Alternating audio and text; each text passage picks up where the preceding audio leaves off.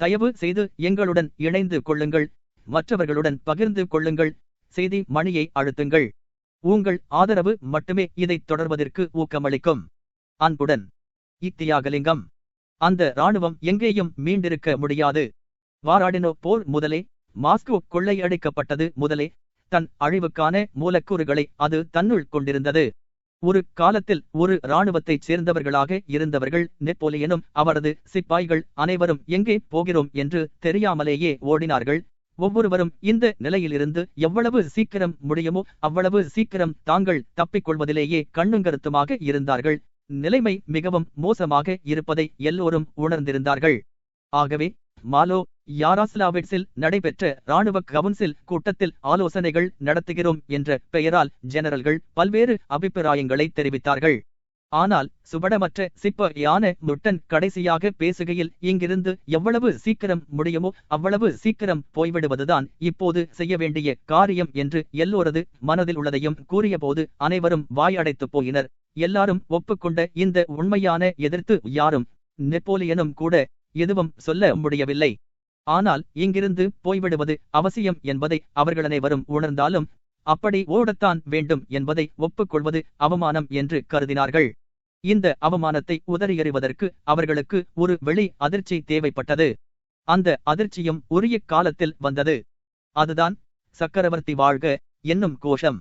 இது ருஷ்ய துருப்புகள் எதிரியை தாக்கும்போது போடும் கோஷம். ரோட் மாலோ யாராஸ்லாவிட்ஸில் இராணுவ கவுன்சில் கூட்டம் நடைபெற்றதற்கு மறுநாள் நெப்போலியன் தமது ஜெனரல்களோடும் பாராக்காரர்களோடும் அதிகாலையில் வெளியே சவாரி புறப்பட்டார்.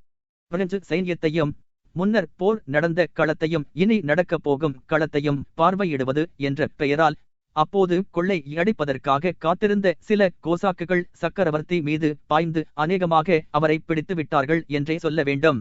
அப்போது அவர்கள் நெப்போலியனை பிடிக்கவில்லையென்றால் அதற்கு காரணம் பிரெஞ்சு இராணுவத்தை இவை அழித்துக் கொண்டிருந்தனவோ அதே கொள்ளைப் பொருள்கள்தான். அந்த கொள்ளைப் பொருள்களால்தான் அவர் தப்பினார். தாராவிடினோவில் போலவே இப்போதும் கோசாக்குகள் ஆட்களை விட்டுவிட்டு கொள்ளைப் பொருள்களை நாடினர். நெப்போலியனை பற்றி கவலைப்படாமல் அவர்கள் கொள்ளைப் பொருள்களிலேயே குறியாக இருந்தார்கள். இதனால் தான் நெப்போலியன் தப்பித்துக் கொள்ள முடிந்தது. இவ்விதம் அந்த சமவெளி புத்திரர்களான கோசாக்குகள் நெப்போலியனை அவரது இராணுவத்திற்கு மத்தியிலேயே இவ்வளவு சுலபமாக நெருங்க முடியுமானால் இனி மிக அருகாமையில் உள்ள பழக்கமான ரஸ்டாவில் வெகு வேகமாக ஓடுவதைத் தவிர பிரெஞ்சு இராணுவத்திற்கு வேறு வழியில்லை என்பது தெளிவாயிற்று. 40 வருட தொந்தியோடு கூடிய நெப்போலியன் இதை புரிந்து கொண்டார். பழைய ஆற்றலும் துணிச்சலும் இப்போது அவரிடமில்லை. கோசாக்குகளின் தாக்குதலினால் பீதியடைந்து போன அவர் முட்டன் கருத்தை உடனே ஒப்புக்கொண்டு ஸ்மாலென்ஸ் ரஸ்டா வழியாக பின்வாங்க உத்தரவிட்டார் என்று சரித்திர ஆசிரியர்கள் நமக்கு கூறுகிறார்கள். நெப்போலியன் முட்டன் கருத்தை ஒப்புக்கொண்டதும் இராணுவம் வாபசானதும் நெப்போலியன்தான் அந்த பின் வாங்கலுக்கு காரணமாக இருந்தார் என்பதை நிரூபிப்பதாகாது. அதற்கு பதில் எந்த சக்திகள் அந்த இராணுவம் முழுவதையும் ஆட்டிப்படைத்து அதை மாஜாயிஸ் ரஸ்டா வழியாக, அதாவது ஸ்மாலென்ஸ் வழி நடத்திச் சென்றனவோ அதே சக்திகள் அவரையும் ஆட்டிப்படைத்தன என்பதுதான் உண்மை. 13.19 நடைபோட்டுக் கொண்டிருக்கும் மனிதன் எப்போதும் அந்த நடைக்கு ஒரு லட்சியத்தை வகுத்துக் கொள்கிறான். 1000 விரசிட்டுகள் தூரம் போக வேண்டுமென்றால் அந்த 1000 விரசிட்டுகள் தூரம் போனதும் அங்கே தனக்கு ஏதோ ஒரு அனுகூலம் காத்து நிற்கிறது என்ற எண்ணம் அவனுக்கு இருக்க வேண்டும்.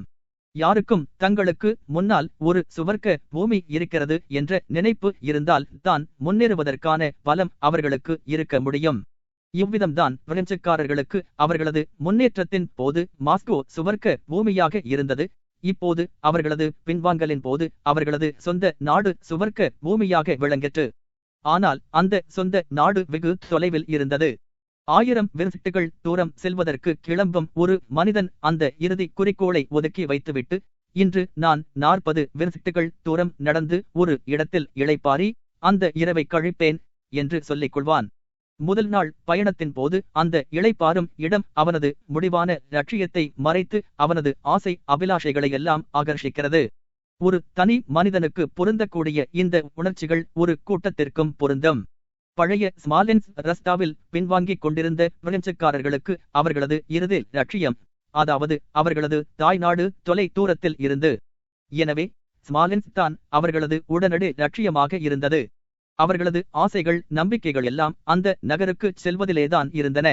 அவ்விதம் அவர்கள் ஸ்மாலென்ஸ்குக்கு செல்லத் துடித்தார்கள் என்றால் அதற்கு காரணம் என்ன? அங்கு நிறைய உணவுப் பொருள்களும் துருப்புகளும் தங்களுக்கு காத்திருக்கும் என்று அவர்கள் நினைத்ததோ அல்லது அப்படி அவர்களுக்கு சொல்லப்பட்டதோ இதற்கு காரணமல்ல. உயர்தர அதிகாரிகளுக்கும் நெப்போலியனுக்கும் கூட அங்கு உணவுப் பொருள்கள் கிடைப்பது கஷ்டம் என்று தெரியும். அதற்கு பதில் அங்கு சென்றால்தான் மேற்கொண்டு வாபஸை தொடர்வதற்கான தெம்பும் இப்போதைய கஷ்டங்களை தாங்கக்கூடிய மன உறுதியும் தங்களுக்கு கிட்டும் என்று அவர்கள் எண்ணியதே இதற்கு காரணம். ஆக விஷயம் தெரிந்தவர்களும் தெரியாதவர்களும் தங்களை தாங்களே ஏமாற்றிக் கொண்டு லட்சிய பூமி நோக்கிச் செல்வது போல ஸ்மாலென்ஸ்கை நோக்கி விரைந்து சென்றார்கள். பிரெஞ்சுக்காரர்கள் பிரதான ரஸ்தாவுக்கு வந்து சேர்ந்ததும் தாங்கள் நிர்ணயித்திருந்த லட்சியம் நோக்கி ஆச்சரியப்படத்தக்க ஆற்றலோடும் முன்பின் கேட்டிராத வேகத்தோடும் தலைவெறி கோலமாக ஓடினார்கள். ஒரு பொதுவான தூண்டுதல் பிரெஞ்சுக்காரர்களின் கூட்டம் முழுவதையும் ஒரே திரளாக பிணைத்து அவர்களுக்கு ஓரளவு சக்தியை அளித்தது என்பது ஒருபுறம் இருக்க, அவர்களை இணைத்து பிணைப்பதற்கு மற்றொன்றும் காரணமாக இருந்தது. அதுதான் அவர்களது பெரும் எண்ணிக்கை. மைய ஈர்ப்பு புதிக விதியின்படி அந்த பிரம்மாண்டமான திரள் தனிப்பட்ட மனித அணுக்களை தன்னிடம் ஈர்த்து கொண்டது. ஆக 1000 பல்லாயிரமாக இருந்த அவர்கள் ஒரு தேசமே நகர்ந்து செல்வது போல நகர்ந்து சென்றார்கள். இந்த சொல்லொண்ணா துன்ப துயரங்களில் இருந்து விடுபடுவதற்கு ஒவ்வொருவரும் எப்படியாவது தாங்கள் கைதானால் போதும் என்று விரும்பினார்கள். ஆனால் ஒரு புறம் தங்களது லட்சியமான ஸ்மாலென்ஸ்கை பற்றிய கவர்ச்சி அவர்களனைவரையும் ஒரே திசையில் இழுத்துச் சென்றது. இன்னொரு புறம் ஒரு படைப்பிரிவு ஒரு கம்பெனியிடம் சரண்டைய முடியாமல் இருந்தது. மேலும் கிடைக்கக்கூடிய ஒவ்வொரு சந்தர்ப்பத்தையும் பயன்படுத்தி தங்களது இராணுவத்தில் இருந்து தப்பி வந்து சிறிதளவு கண்ணியமான சாக்குப்போக்கு கிடைத்தாலும் சரண்டைவதற்கு பிரெஞ்சுக்காரர்கள் தயாராக இருந்தார்கள். ஆனால் அத்தகைய சாக்குப்போக்குகள் எப்போதுமே கிடைக்கவில்லை. அவர்களது எண்ணிக்கையும் கூட்டமும் துரித ஓட்டமும் அவர்களுக்கு இத்தகைய சந்தர்ப்பங்கள் கிடைக்காதபடி செய்தன. தவிரவும் தங்கள் முழு பலத்தையும் கொண்டு ஓடிக்கொண்டிருக்கும் பிரெஞ்சுக்காரர்களை தடுத்து நிறுத்துவது கஷ்டமானதாக மட்டுமின்றி அசாத்தியமானதாகவும் இருந்தது. ஒரு குறிப்பிட்ட வரம்புக்கு மேல் திரேகத்தின் எந்த தன்னிச்சையான சிதைவும் அழுகும் நிகழ்முறையை துரிதப்படுத்த முடியாது. ஒரு பனிக்கட்டி திரளை உடனே உருக்கிவிட முடியாது. அதை உருக்குவதற்கு ஒரு குறிப்பிட்ட நேரம் அவசியமாகும். அதற்கு குறைந்த நேரத்தில் எவ்வளவு உஷ்ணத்தாலும் அதை உருக்க முடியாது. அதற்கு பதில் எவ்வளவுக்கு உஷ்ணம் அதிகமாகிறதோ அவ்வளவுக்கு எஞ்சியிருக்கும் பனிக்கட்டி கெட்டியாகிறது. ருஷ்ய தளபதிகளில் குட்டதோம் ஒருவர்தான் இதை புரிந்து கொண்டவர். பிரெஞ்சு இராணுவம் ஸ்மாலென்ஸ் ரஸ்தா வழியாக பின்வாங்கி ஓடிக்கொண்டிருக்கிறது என்பது நிச்சயமானவுடன் கானாவ்னேட்ஸின் என்ன நடக்கும் என்று அக்டோபர் 11ஆம் தேதி இரவு முன்னுணர்ந்தாரோ அது நடக்க ஆரம்பித்தது. பெரிய அதிகாரிகள் அனைவரும் தங்களுக்கு பெயரும் புகழும் சம்பாதித்துக் கொள்ளும் நோக்கத்தோடு பிரெஞ்சு இராணுவத்தினரை துண்டிக்க தோற்கடிக்க கைது செய்ய விரும்பினர். எனவே அவர்கள் எல்லாரும் உடனே நடவடிக்கையில் இறங்க வேண்டும் என்று ஆர்ப்பரித்தனர். குட்டதோம் மட்டும்தான் தாக்குதல் நடக்காதபடி தடுப்பதற்கு தமது அதிகாரம் முழுவதையும் பயன்படுத்தினார். எந்த பிரதம சேனாதிபதிக்கும் இத்தகைய அதிகாரம் மிகவும் வரையறைக்குட்பட்டதே. இப்போது நாம் சொல்கிற மாதிரி அப்போது அவரால் அவர்களிடம் சொல்ல முடியவில்லை. அதாவது, நம் ஆட்களை இழந்தும் துரதிருஷ்டம் பிடித்த அந்த உதவாக்கரைகளை மனிதாபி மானமின்றி கொலை செய்தும் ஏன் சண்டை செய்ய வேண்டும்? ஏன் ரஸ்தாவை வழிமறிக்க வேண்டும்? மாஸ்கோவில் இருந்து வியான்மா ரஸ்தாவில் எந்தவித போருமின்றியே அவர்களது சைன்யத்தில் 1/3 பகுதியினர் அழிந்திருக்கும் போது இதில் என்ன பயன் இருக்கிறது என்று அவரால் சொல்ல முடியவில்லை. அதற்கு பதில் தமது முதிர்ந்த விவேகத்தைக் கொண்டு பிரெஞ்சுக்காரர்கள் கண்ணியமான முறையில் வாபஸாகி போகட்டும் என்று அவர்களுக்கு புரியும் முறையில் அறிவுரை கூறினார். ஆனால் அவர்களோ அவரை கேலி செய்தார்கள், அவதூறு செய்தார்கள்.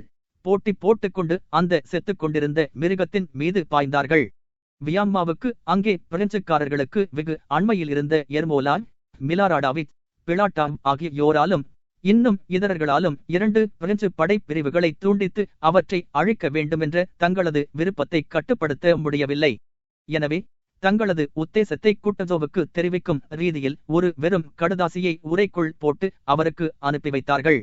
குட்டதோம் துருப்புகளை கட்டுப்படுத்த எவ்வளவுதான் பாடுபட்ட போதிலும் நமது ஆட்கள் ரஸ்தாவை அடைக்க முயற்சித்து தாக்குதல் தொடுத்தார்கள்.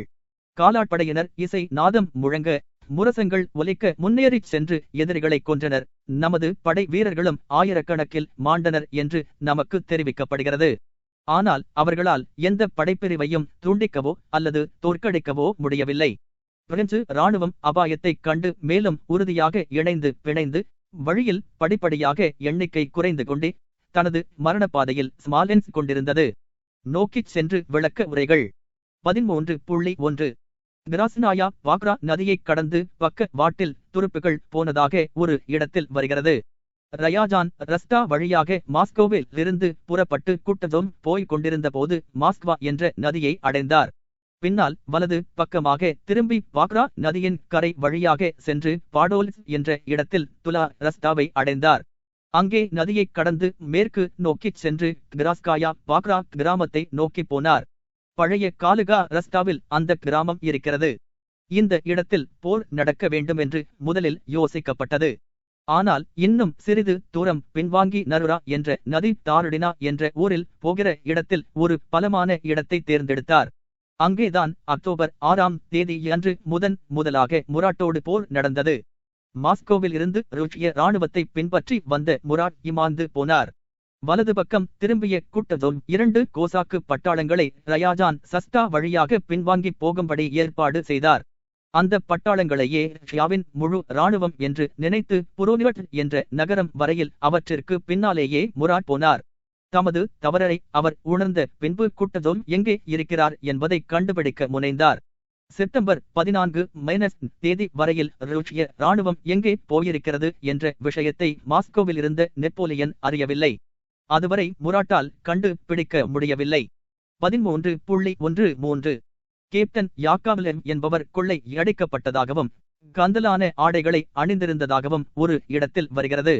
இந்த கேப்டன் யாக்காவ்லெம் காப்பாளர் படையில் முன்பு கேப்டனாக இருந்தவர் அலெக்சாண்டர் ஹெர்ஜன் என்பவரின் தந்தை. மாஸ்கோவில் மிகுந்த பணக்கார தனவானாய் இருந்தார். அவருடைய வீடு எரிபட்டு போன பின்பு அவர் அனாதையாக நேர்ந்தது. ஹெர்ஜன் என்பவர் மாஸ்கோவில் நெப்போலியன் நுழைந்தபோது பிறந்து சில மாதங்களே ஆன ஒரு குழந்தையாய் இருந்தார். அவர் தமது தந்தையைப் பற்றி தம்முடைய நாட்க குறிப்புகளில் எழுதி வைத்திருந்தார். அவருடைய தந்தைக்கு இத்தாலிய மொழி தெரிந்திருந்தபடியால் ஒரு இத்தாலிய அதிகாரி அவர் மீது சிரத்தை கொண்டு அவருக்கும் அவருடைய குடும்பத்திற்கும் உணவு கொடுத்தாராம்.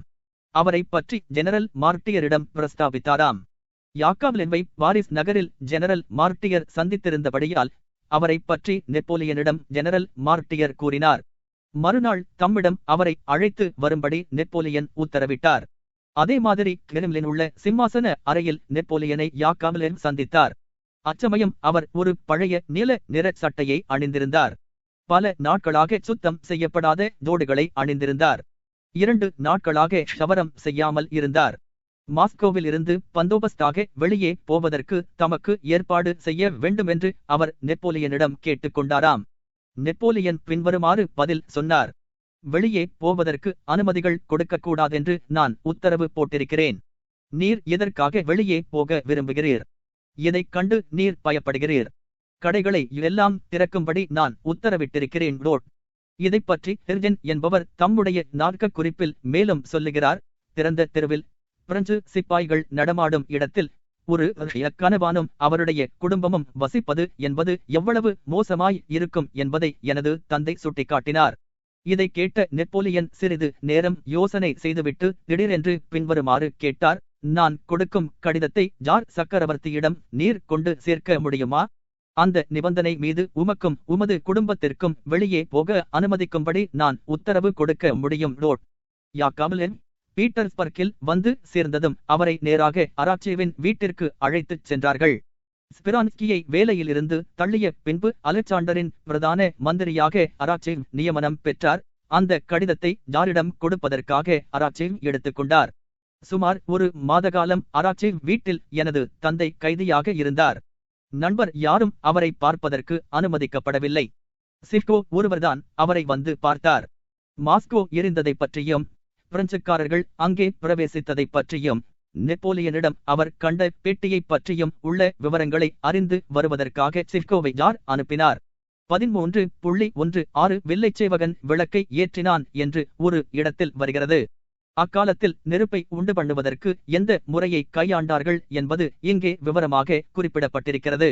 இரும்பு துண்டை மற்றொன்றோடு உரசும் போது தீப்பொறிகள் பறக்கின்றன. இந்த பொறிகள் பஞ்சின் மீது விழும்போது அது புகைய ஆரம்பிக்கிறது. கந்தகத்தில் தோய்த்த ஒரு குச்சியை அந்த பஞ்சில் வைக்கும்போது அது தீப்பிடிக்கிறது. ஒரு 13.17 திருமதி தி ஸ்டால் என்பவள் நெப்போலியனுக்கு ஒரு பரம விரோதி. அதனால் நெப்போலியன் விடாமல் அவளுக்கு தொல்லை கொடுத்துக் கொண்டிருந்தார். 1812ஆம் வருஷத்தில் அவள் பீட்டர்ஸ்பர்க்கில் இருந்தாள். அங்கே முதலாவது அலெக்சாண்டரால் நன்றாய் வரவேற்கப்பட்டாள். குட்டதோர் சேனாதிபதியாக நியமிக்கப்பட்டதும் அவள்தான் முதலாவதாக அவரை பாராட்டி அவர் வெற்றி வீரராய் திகழ்வார் என்று முன்னதாக கூறினாள். 13.18 யுத்த கவுன்சிலில் பிரஸ்தாபிக்கப்படும் மவுட்டன் என்பவர் ஜெனரல் மவுட்டனாகும். அவருடைய கருத்தை கடைசியாக நெப்போலியன் கேட்டார். அவர் நேரிடையாக உறுதியாக பதில் சொன்னார். அதாவது அந்த நாட்டில் அதிக காலம் தங்கிவிட்டதாகவும் கொஞ்சங்கூட தயக்கமில்லாமல் உடனே அதை விட்டு வெளியே போய்விட வேண்டுமென்றும் அவர் கூறினார். பின்னால் நெப்போலியன் எதுவும் பேசாமல் அந்த கவுன்சில் கூட்டத்தை கலைத்தார். 14.1 வாராடினோ யுத்தமும் அதற்கு பின்னால் ஏற்பட்ட மாஸ்கோ ஆக்கிரமிப்பும் அதன் பின்னால் எவ்விதமான போருமின்றி பிரெஞ்சுக்காரர்கள் ஓடியதும் சரித்திரத்தில் மிகுந்த அறிவு புகட்டக்கூடிய ஒரு விசித்திரமாகும். சமுதாயங்களுடையவும் ராஜ்யங்களுடையவும் ஒருவருக்கொருவர் விரோதமாக வெளிப்படையாக செய்யக்கூடிய காரியங்களை யுத்தங்களின் மூலமாக காட்டுகிறார்கள் என்பதை எல்லா சரித்திர ஆசிரியர்களும் ஒப்புக்கொள்ளுகிறார்கள். அந்த யுத்தங்களில் கிடைக்கிற பெரிய வெற்றிகளோ அல்லது சிறிய வெற்றிகளோ ஆகியவற்றை பொறுத்துத்தான் அந்த சமுதாயங்களுடையவும் ராஜ்யங்களுடையவும் அரசியம் பலமானது கூடவோ குறையவோ ஏற்படுகிறது என்பதையும் அவர்கள் ஒப்புக்கொள்ளுகிறார்கள். யாரோ ஒரு ராஜாவோ அல்லது சக்கரவர்த்தியோ மற்றொரு வருடன் மனஸ்தாபம் கொள்ளுவதால் ஒரு படையை திரட்டி அவருடைய எதிரியோடு போர் செய்வதும் அதில் 3000மோ 5000மோ அல்லது 10,000மோ உள்ள வீரர்களை கொன்று வெற்றி பெற்று ஒரு ராஜாங்கத்தை அடிமைப்படுத்துவதும் பல லட்சக்கணக்கான மக்களின் சமுதாயத்தையே அடிமைப்படுத்துவதுமான சரித்திர விஷயம் விசித்திரமாக காணப்படலாம். நாம் அறிந்த வரையில் ஒரு இராணுவத்தின் மீது மற்றொரு இராணுவத்திற்கு கிடைத்த குறைவான அல்லது அதிகமான வெற்றிகளை பொறுத்தே அந்த சமுதாயத்தின் பலம் குறைவதோ கூடுவதோ இருக்கிறது என்பதை இது உறுதிப்படுத்துகிறது. ஒரு சமுதாயத்தில் 100இல் பல பங்கான இராணுவம் தோல்வியுறுவதால் அந்த சமுதாயம் முழுவதுமே எதற்காக அடிமைப்பட்டிருக்க வேண்டும் என்பது புத்திக்கு எட்டாததாக இருக்கிறது. ஒரு இராணுவம் வெற்றி பெறுகிறது, உடனே தோற்ற நாடுகளுக்கு கெடுதியை கொடுக்கும்படியான உரிமைகள் வெற்றி பெற்ற நாட்டிற்கு அதிகரிக்கின்றன. ஒரு இராணுவம் தோல்வி அடைகிறது, உடனே அந்த தோல்விக்கு ஒத்ததான விதத்தில் அதில் உள்ள மக்கள் தங்களுடைய உரிமைகளை இழந்து விடுகிறார்கள். அந்த இராணுவம் படுதோல்வி அடைந்தால் அந்த சமுதாயமும் முழுவதும் அடிமைப்படுத்தப்படுகிறது.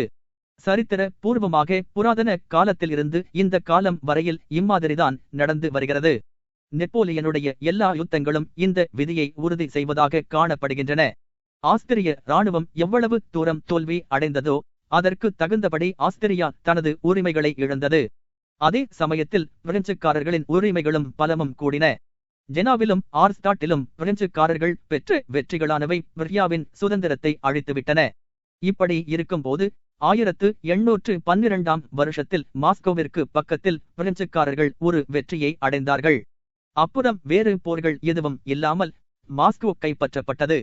அதனால் ரஷ்யா அழிந்து விடவில்லை, ஆனால் 6 லட்சம் பேர்கள் கொண்ட பிரெஞ்சு இராணுவமும் நெப்போலியனுடைய பிரெஞ்சு சர்க்காருமே அழிந்தன. சரித்திரத்தின் விதிகளுக்கு இவற்றை உட்படுத்துவதற்காக வாராடினோவில் உள்ள போர்க்களம் ரஷ்யர்களின் கையிலேயே இருந்ததாகவோ அல்லது மாஸ்கோவை கைப்பற்றிய பின்பு நடந்த பல போர்களினால் நெப்போலியனுடைய இராணுவத்தை அழித்ததாகவோ சொல்லுவது சாத்தியமில்லாத விஷயம். வாராடினோவில் பிரெஞ்சுக்காரர்கள் வெற்றி பெற்ற பின்பு பெரிய போர் எதுவும் நடக்கவில்லை, அல்லது தீவிரமான சிரத்தையோடு எந்த போரும் நடக்கவில்லை. என்றாலும் பிரெஞ்சு இராணுவம் அழிந்து போயிற்று. இதற்கு என்ன அர்த்தம்? சீனாவின் சரித்திரத்தில் இருந்து ஒரு உதாரணத்தை நாம் எடுத்துச் சொல்வோமானால் அந்த சம்பவமானது ஒரு சரித்திர அற்புதமல்ல என்று சொல்லலாம். தங்களுடைய முறைகளுக்கு ஒத்ததல்லாத எதையாவது கூறும்போது சரித்திர ஆசிரியர்கள் வழக்கமாக இந்த வழியைத்தான் பின்பற்றுவார்கள். சொற்ப பேர்கள் மட்டும் கலந்து கொண்டு நடந்த சிறிய போராட்டங்களாய் இருந்தால் அவற்றை அபூர்வமானவை என்று நாம் சொல்லலாம். ஆனால் இந்த சம்பவம் நமது தந்தையின் கண்களுக்கு முன்பாக நடந்த ஒரு சம்பவமாகும். அவர்களை பொறுத்த வரையில் அந்த பிரச்சனையானது அவர்களுடைய தந்தை நாட்டின் வாழ்வதா அல்லது சாவதா என்ற பிரச்சனையாக இருந்தது. அதுவும் தவிர எல்லா யுத்தங்களையும் விட மிக பிரமாதமான யுத்தமாக அது நடந்தது. வாராடினோ போர் முடிந்து பிரெஞ்சுக்காரர்களை வெளியேற்றிய சம்பவம் வரையில் நடந்த 1812ஆம் வருஷத்திய இராணுவ நடவடிக்கைகளை பார்த்தால் ஒரு போரில் வெற்றி பெறுவது ஒரு நாட்டை வெற்றி பெற்றதாக ஏற்பட முடியாது என்பதை நிரூபிக்கிறது. ஒரு நாட்டை வெற்றி பெற்றதான அறிகுறியை கூட அது காட்டவில்லை. ஆகவே மக்களின் விதியை நிர்ணயிப்பதானது வெற்றி வீரர்களிடமோ அல்லது இராணுவங்களிடமோ அல்லது யுத்தங்களிலோ இல்லையென்றும் வேறு ஏதோ ஒன்றில் இருக்கிறதென்றும் நிரூபிக்கப்படுகிறது. மாஸ்கோவை விட்டு புறப்படுவதற்கு முன்பாக பிரெஞ்சு இராணுவத்தின் நிலைமையை பற்றி பிரெஞ்சு சரித்திர ஆசிரியர்கள் குறிப்பிட்டிருக்கிறார்கள். அந்த மகத்தான இராணுவத்தில் குதிரை படையையும் பீரங்கி படையையும் போக்குவரத்து வண்டிகளையும் தவிர, ஏனெனில் குதிரைகளுக்கோ கால்நடைகளுக்கோ தீனி அகப்படவில்லை, மற்றபடி எல்லாம் ஒழுங்காய் இருந்ததாக அவர்கள் கூறுகிறார்கள். தீனி அகப்படவில்லை என்ற துரதிர்ஷ்டத்திற்கு யாராலும் பரிகாரம் தேட முடியாது. ஏனெனில் அந்த வில்லாவில் உள்ள விவசாயிகள் தங்களிடமிருந்த வைக்கோல் களை பிரெஞ்சுக்காரர்கள் அபகரிக்க விடவில்லை. அபகரிக்க கூடிய நிலைமை ஏற்படும் போது அந்த வைக்கோல்களை அவர்கள் நெருப்பு வைத்து கொளுத்தி விடுவார்கள். ஆகவே அந்த வெற்றியானது வழக்கமாக கொடுக்கக்கூடிய பலன்களை கொடுக்கவில்லை. கார், விளாஸ் ஆகிய இடங்களைச் சேர்ந்த விவசாயிகள் மாஸ்கோவை விட்டு பிரெஞ்சுக்காரர்கள் காலி செய்த பின்பு தங்களுடைய வண்டிகளை மாஸ்கோவிற்கு ஒட்டிக்கொண்டு போனார்கள். அங்கு அகப்படுகிற பொருள்களை கொள்ளையடிப்பதற்காக அவர்கள் போனார்கள். அவர்கள் பொதுவாக எந்த விதமான வீரத்தனமான உணர்ச்சிகளையும் காட்டிக்கொள்ளவில்லை. என்றாலும் கணக்கற்ற அந்த விவசாயிகள் உயர்ந்த விலை கொடுப்பதற்காக சொல்லிய போதிலும் பிரெஞ்சுக்காரர்களுக்கு வைக்கோல்களை மாஸ்கோவிற்கு கொண்டுவர மறுத்துவிட்டார்கள். அதற்கு பதிலாக அவற்றை தீ வைத்து கொளுத்தினார்கள். தூயல் சண்டை போடுவதற்காக 2 பேர்கள் வாள்களை எடுத்துக்கொண்டு வருகிறார்கள் என்று வைத்துக் கொள்ளுவோம். அந்த சண்டையில் தற்காப்பு வாள் வீச்சு சிறிது நேரம் நடக்கிறது. இருவரில் ஒருவர் தாம் காயம் அடைந்து விட்டதாக திடீரென்று உணர்கிறார். இது வெறும் தமாஷ் அல்லவென்றும் தம்முடைய உயிரை பொறுத்த விஷயம் என்றும் அவர் எண்ணி தமது கையில் உள்ள வாளை கீழே வீசிவிட்டு தமது கையில் அகப்படுகிற குண்டாந்தடியை எடுத்து சுழற்றுகிறார். தம்முடைய நோக்கத்தை அடைவதற்கு அந்த குண்டாந்தடிக்காரர் சிலாக்கியமான சுலபமான வழியை புத்திசாலித்தனமாக கையாளுகிறார் என்று வைத்துக் கொள்ளுவோம். அதே சமயத்தில் பரம்பரை சம்பிரதாயங்களையும் கண்ணியத்தையும் நினைத்து தம்முடைய செய்கையை மறைப்பதற்கு விரும்பி தாம் வாள் போரில் அந்த போரின் விதிகளின் படியே வாளை கொண்டே வெற்றி பெற்றதாக கூறுகிறார். இம்மாதிரி தூயல் சண்டையினால் எவ்வளவு குழப்பங்களும் தெளிவற்ற தன்மையும் ஏற்படும் என்பதை சொல்ல வேண்டியதில்லை.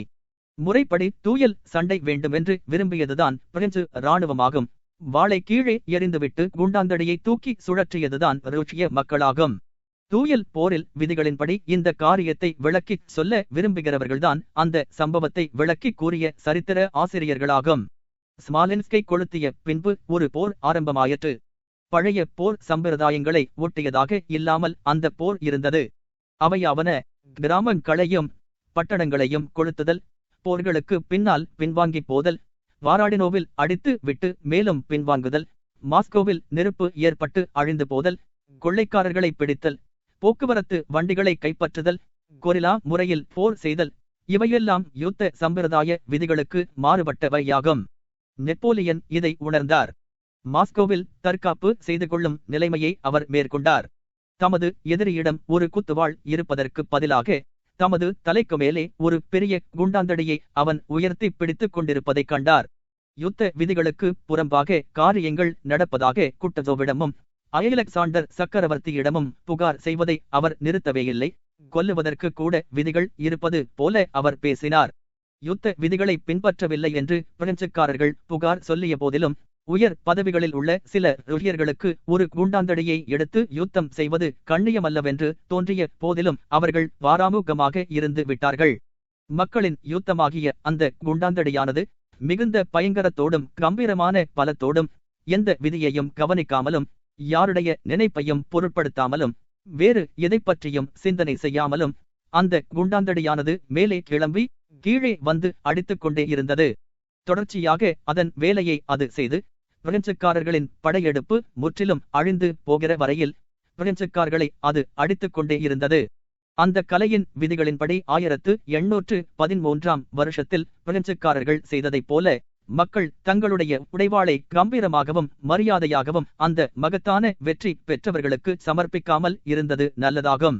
நெருக்கடியான சமயத்தில் அம்மாதிரி சந்தர்ப்பங்களில் மற்றவர்கள் எம்மாதிரியான விதிகளை மேற்கொண்டார்கள் என்பதை கேட்காமல் சுலபமாகவும் எளிதாகவும் கையில் அகப்படுகிற குண்டாந்தடியை தூக்கி அடிப்பதும் நல்லதாகும்.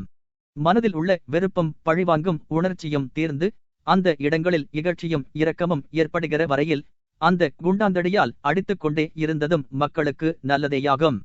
14.12 யுத்த விதிகள் என்று கூறப்படு பவைகளில் இருந்து விலகி நின்று செய்த அனுகூலமான காரியமாக ஒரு விஷயம் விளங்கியது. அதுதான் வெவ்வேறு இடங்களில் பரவி நின்று சிறு கூட்டங்கள் ஏராளமாக ஒன்று சேர்ந்திருக்கும் படைகளை தாக்குவதாகும்.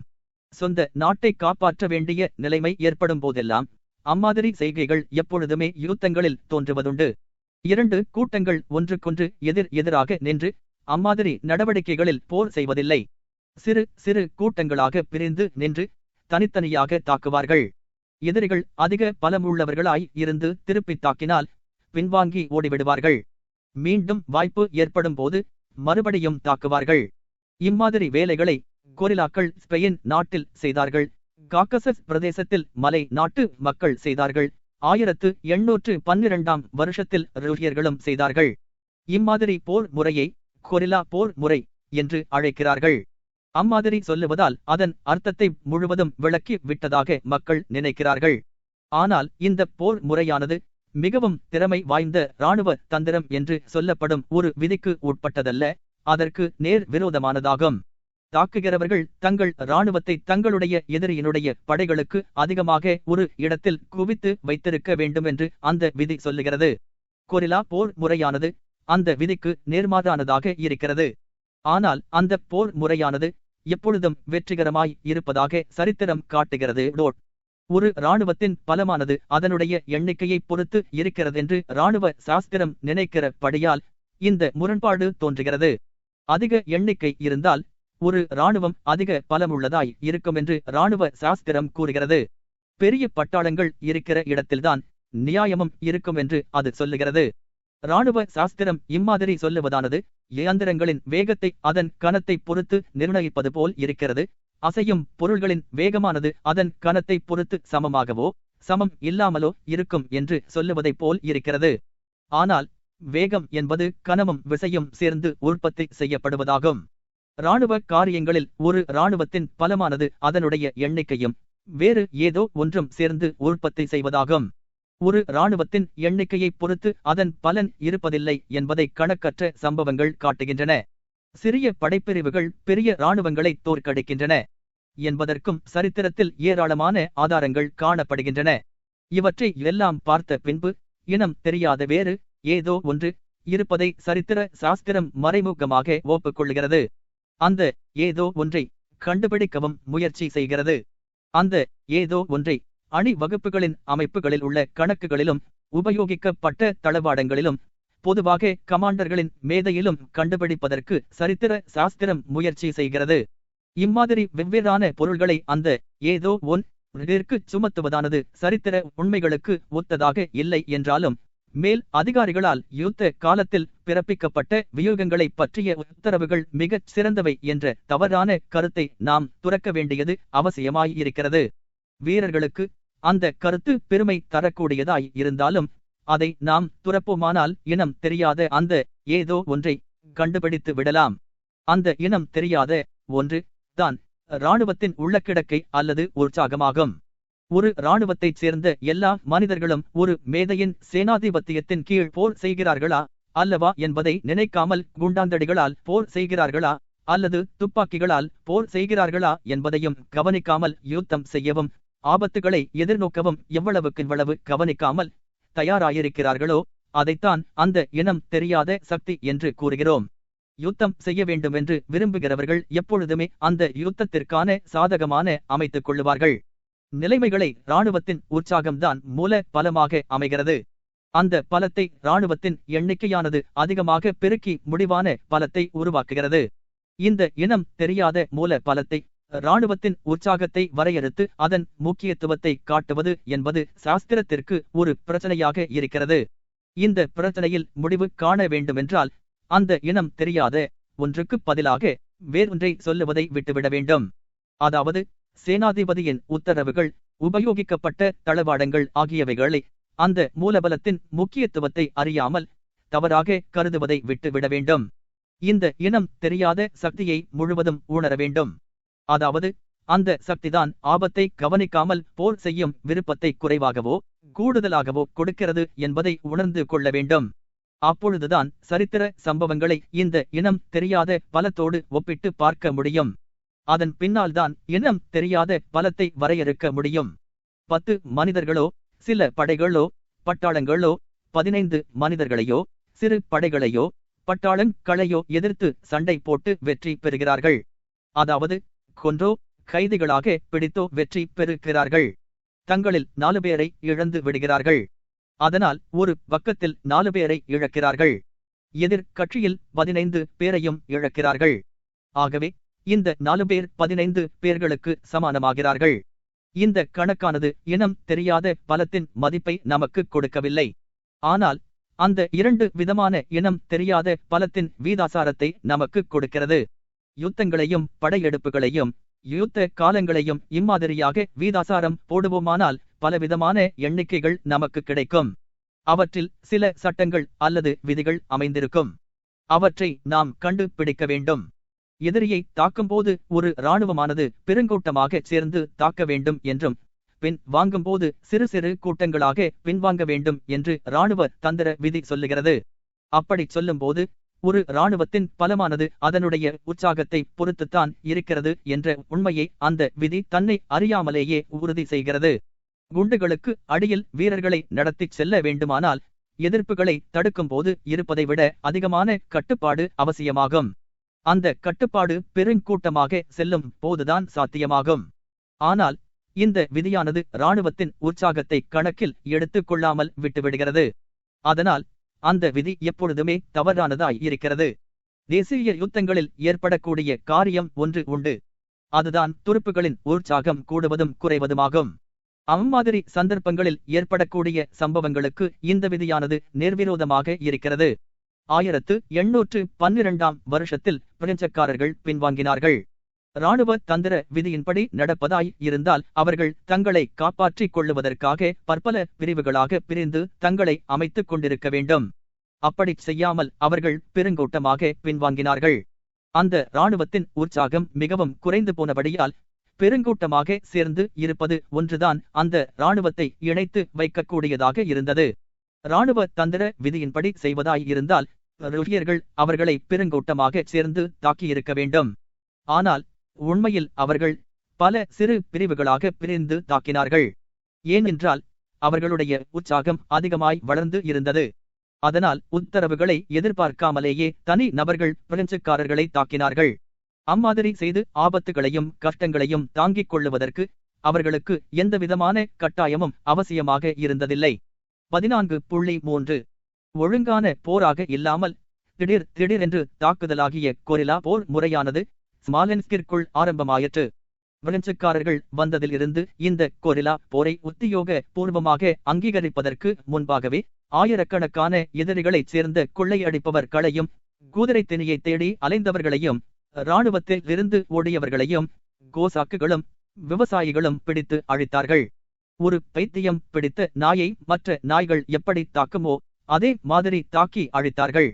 இராணுவ சாஸ்திரத்தின் விதிகள் எப்படி இருந்த போதிலும் பிரெஞ்சுக்காரர்களை நாசமாக்கிய இந்த பயங்கரமான ஆயுதத்தின் உபயோகத்தை முதலாக அவருடைய ருஷ்ய உணர்ச்சியுடன் டெனிஸ் தாவிடான் என்பவர்தான் கண்டு கொண்டார். இந்த கொரில்லா போர் முறையை ஒழுங்குபடுத்தி அமைப்பதற்கான நடவடிக்கைகளை எடுத்த பெருமை அவரையே சேரும். ஆகஸ்ட் 24 தேதியன்று தாவிடாவின் முதலாவது கொரில்லா படைப்பிரிவு அமைக்கப்பட்டது. அதன் பின்னால் மற்ற படைப்பிரிவுகளை உத்தியோக பூர்வமாக அங்கீகரித்தார்கள். போர்க்காலம் நீடிக்க இந்த கொரில்லா படைகள் எண்ணிக்கையிலும் அதிகமாகிக் கொண்டு வந்தன. இராணுவ அமைப்பில் சேராத இந்த வீரர்கள் எதிரியின் பெரிய இராணுவத்தை கொஞ்சம் கொஞ்சமாக அழித்து வந்தார்கள். பட்டு போய் கொண்டிருக்கும் ஒரு மரமானது கீழே உதிர்ந்து விழும் இலைகளை அவர்கள் சேகரிப்பது போல பிரெஞ்சு இராணுவத்தைச் சேர்ந்த தனிப்பட்டவர்களை அழித்து வந்தார்கள். சில சமயங்களில் மரத்தையே கூட குலுக்கி இலைகளை சேகரிப்பார்கள். பிரெஞ்சுக்காரர்கள் அக்டோபர் மாதத்தில் ஸ்மாலென்ஸ்கை நோக்கி ஓடியபோது அம்மாதிரி கொரில்லா கூட்டங்கள் வெவ்வேறு அளவுகளை கொண்டவையாகவும் வெவ்வேறு அமைப்புகள் உள்ளவையாகவும் நூற்றுக்கணக்காய் இருந்தன. சில கூட்டங்கள் இராணுவத்தைப் போல கால்படை, பீரங்கிப்படை, பரிவாரங்கள், வாழ்க்கைக்கு சுகரியமாயுள்ள சாதனங்கள் ஆகியவைகளோடு இருந்தன. சில படைகள் கோசாக்கு குதிரை வீரர்களை மட்டும் கொண்டவையாக இருந்தன. சில படைகள் கால்நடையாக போகிறவர்களை மட்டும் கொண்டிருந்தன. விவசாயிகளையும் மிராசுதார்களையும் கொண்ட அநேக கூட்டங்கள் இருந்தன.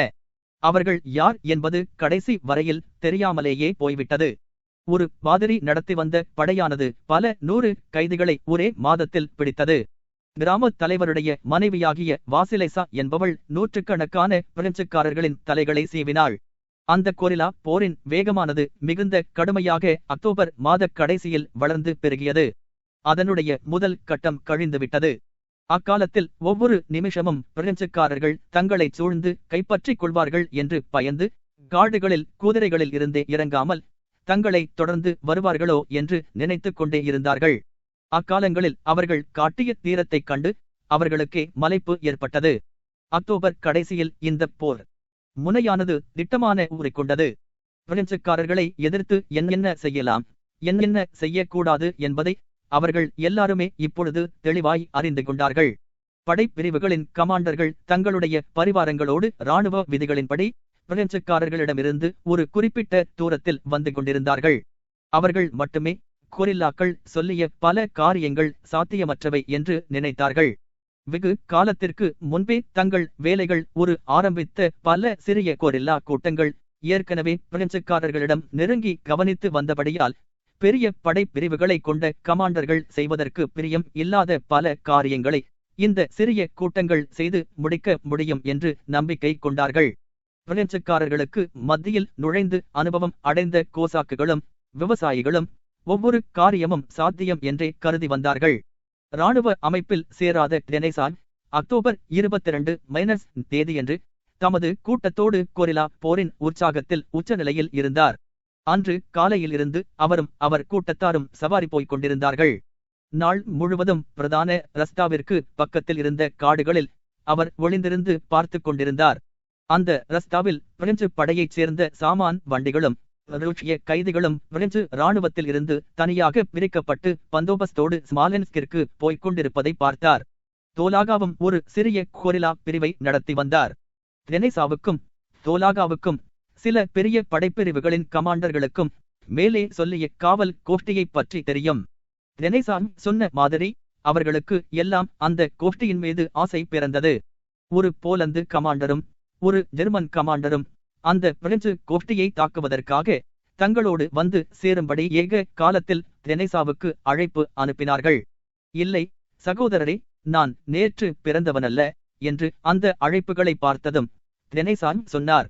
அவ்வளவு பெரிய தீரரும் பிரசித்தி பெற்ற ஜெனரலுமான ஒருவரிடம் சேவை செய்வதற்கு தமக்கு மனப்பூர்வமாக ஆசை இருந்த போதிலும் அம்மாதிரி அவர் செய்ய முடியவில்லை என்றும், ஏனெனில் அந்த போலந்து கமாண்டரின் சேவையில் அவர் இருப்பதாகவும் ஜெர்மன் கமாண்டருக்கு பதில் எழுதினார். அதே மாதிரி தாம் ஜெர்மன் கமாண்டரிடம் சேவையில் இருப்பதாக போலந்து கமாண்டருக்கு பதில் எழுதினார். இம்மாதிரியாக விஷயங்களை முடிப்பதென்று மேல் அதிகாரிகளுக்கு தெரிவிக்காமல் தங்களுடைய சிறிய படைப்பிரிவுகளை கொண்டே அந்த சாமான் வண்டி கூட்டத்தை கைப்பற்றி விட வேண்டுமென்று ரெனேசாவும் தோலாகாவும் விரும்பினார்கள்.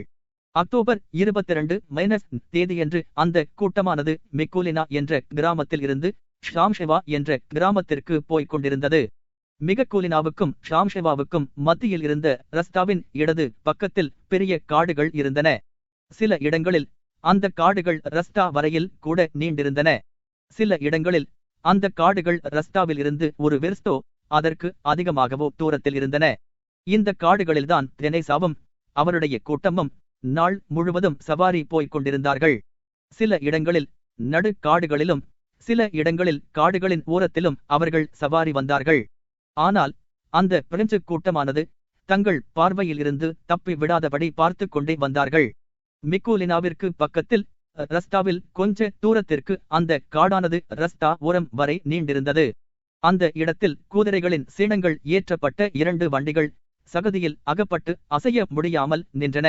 அந்த வண்டிகளில் உள்ள சீனங்கள் பூராவையும் அன்று காலையில்தான் ரெனேசாவின் கோசாக்குகள் அபகரித்துக் கொண்டு வந்தார்கள். அது முதல் அன்று மாலை வரையில் பிரெஞ்சுக்காரர்களை தாக்காமல் அவர்கள் போவதை கவனித்துக் கொண்டே வந்தார்கள். ஷாம்ஷெவா கிராமத்திற்கு பிரெஞ்சுக்காரர்கள் போகிற வரையில் அவர்களுக்கு பீதியை உண்டு பண்ணாமல் அமைதியாக அவர்களை விட்டுவிட வேண்டியது அவசியம் என்று தெனேசா நினைத்தார். அன்று மாலையில் ஒரு காவல்காரரின குடிசையில் கலந்து பேசுவதற்காக தோலாகா வந்து சேர்வது என்று தீர்மானமாகி இருந்தது. காட்டில் உள்ள அந்த காவல்காரரின் குடிசை ஷாம்ஷெவாவில் இருந்து ஒரு விரஸ் தூரத்தில் இருந்தது. மறு நாள் காலையில் தெனேசாவும் தோலாகாவும் சேர்ந்து புயல் காற்றைப் போல அந்த பிரெஞ்சுக்காரர்களை இரு பக்கங்களில் இருந்தும் தாக்கி ஒரே அடியில் அவர்களை முழுவதும் கைது செய்துவிட வேண்டும் என்று அவர்கள் தீர்மானித்திருந்தார்கள். மிக்கூலினாவில் இருந்து 2 விரஸ் தூரத்தில் உள்ள பின்னால் உள்ள அவர்களுடைய முகாமில் 6 கோசாக்குகளை நிறுத்தி வைத்திருந்தார்கள்.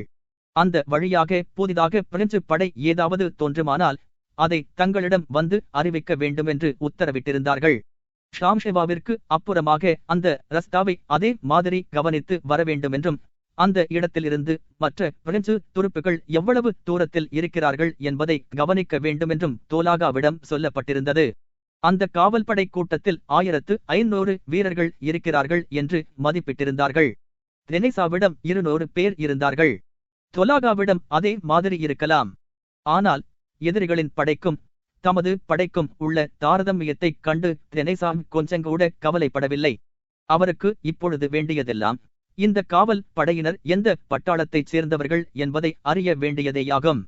அதற்காக எதிரி படையில் இருந்து ஒருவனை கைப்பற்ற வேண்டும். அன்று காலையில் சாமான் வண்டிகளை அவர்கள் தாக்கிய போது அவசரமாக நடவடிக்கைகளை செய்தபடியால் அந்த வண்டிகளுடன் இருந்த பிரெஞ்சு வீரர்களையெல்லாம் கொன்று விட்டார்கள். ஒரே ஒரு சிறிய தமாரம் அடிக்கும் பையனை மட்டும் உயிரோடு பிடித்தார்கள்.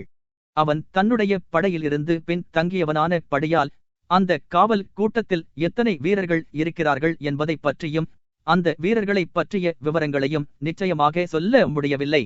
அந்த படை முழுவதுமே விழிப்படையும்படி செய்யக்கூடாதென்றும் அம்மாதிரி செய்யக்கூடிய விதத்தில் 2வது தாக்குதலை நடத்துவது அபாயகரமானதென்றும் தெனேசா நினைத்தார்.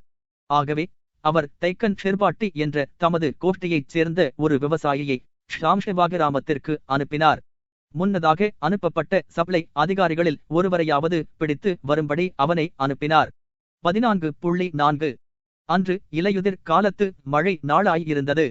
வானமும் அடிவானமும் கலங்கிய நீரைப் போல காணப்பட்டன. சில வேளைகளில் ஒரு விதமான மூடுபனி கீழே இறங்கியது. திடீரென்று சாய்வான பலமான மழையும் பெய்து வந்தது. தெனேசா ஒரு கம்பளி வெளிச்சட்டை அணிந்து ஆட்டுத்தோல் குல்லாய் தரித்திருந்தார். மழை நீரும் அதன் மீது வழிந்து ஓடியது.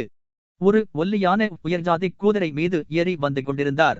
அந்த குதிரையானது தலையை திருப்பி காதுகளை பின்னால் வைத்துக் கொண்டதைப் போலவே அவரும் அந்த பெய்யும் மழையில் குறுகி உட்கார்ந்து தமக்கு முன்னால் உள்ளதை ஆவலோடு பார்த்து கொண்டிருந்தார். அவருடைய மெலிந்த முகத்தில் குட்டையான நெருக்கமான கருப்பு தாடி இருந்தது. அவர் கோபமாக காணப்பட்டார். தெனேசாவுக்கு பக்கத்தில் வந்து கொண்டிருந்த சக தொழிலாளர் ஒரு கோசா கேப்டனாகும்.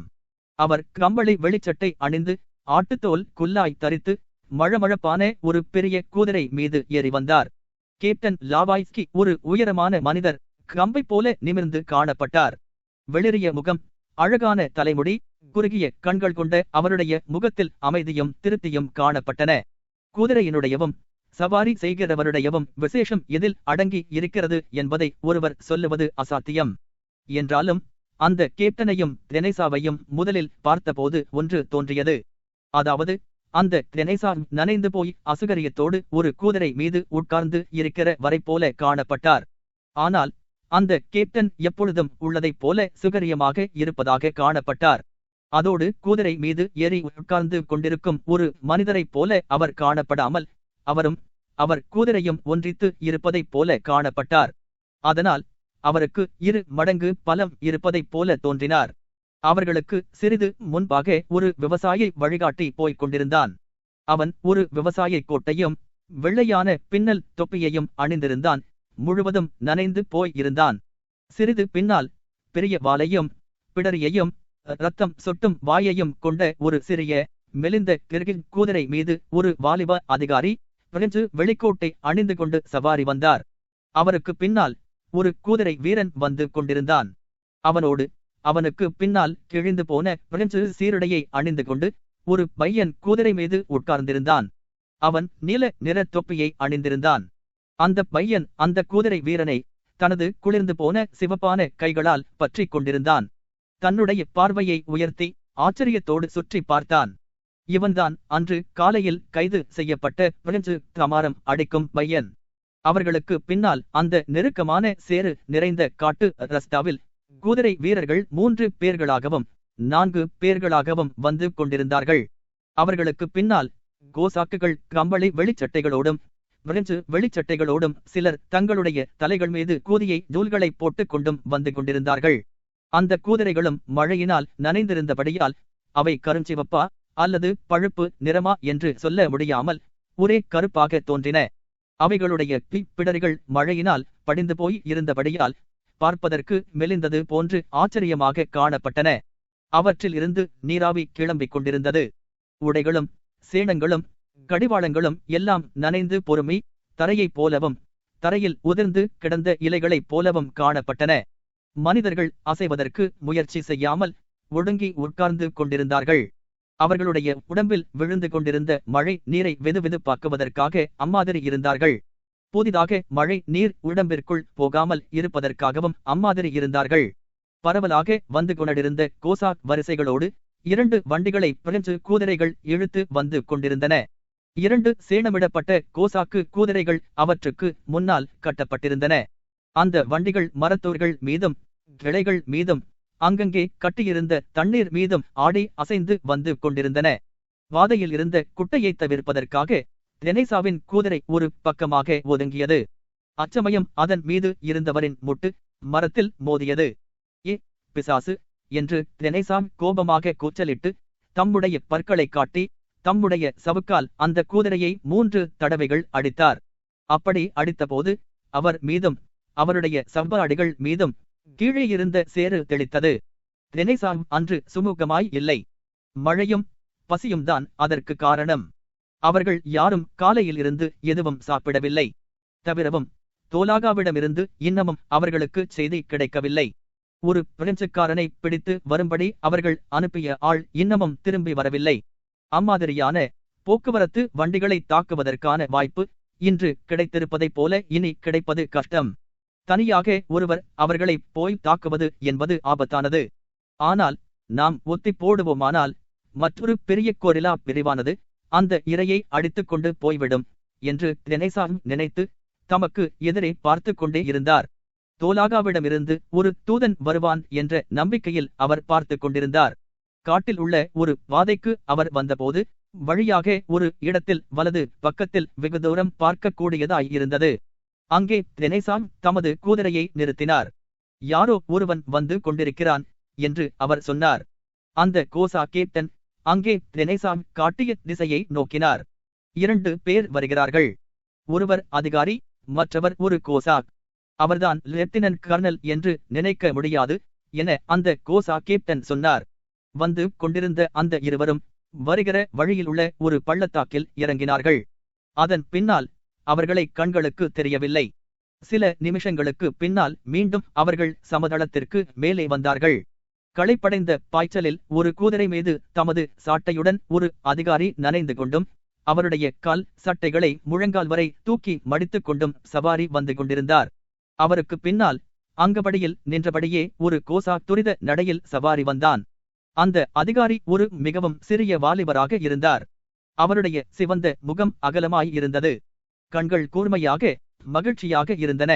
அவர் தெனேசாவிடம் சவாரி வந்து அவரிடம் ஒரு நனைந்து போன கடிதத்தை கொடுத்தார். ஜெனரலிடமிருந்து நான் வருகிறேன். அந்த கடிதத்தை நனையாமல் கொண்டுவர முடியாததற்காக என்னை மன்னிப்பீராக என்று அந்த அதிகாரி சொன்னார். முகம் சுளித்து தெனேசா அந்த கடிதத்தை வாங்கி திறந்து பார்த்தார். இதோ அவர்கள் அது ஆபத்தானது, அது ஆபத்தானது என்று நமக்கு சொல்லிக் கொண்டிருக்கிறார்கள் என அந்த அதிகாரி கோசா கேப்டனிடம் கூறிக்கொண்டிருந்தார். தெனேசா அந்த கடிதத்தை வாசித்துக் கொண்டிருந்தார். காமாரோவும் நானும் அவர் அந்த கோசக்கை சுட்டி காட்டினார் தயாராய் இருந்தோம். நாங்கள் ஒவ்வொருவரும் 2 கைத்துப்பாக்கிகளை வைத்திருக்கிறோம்.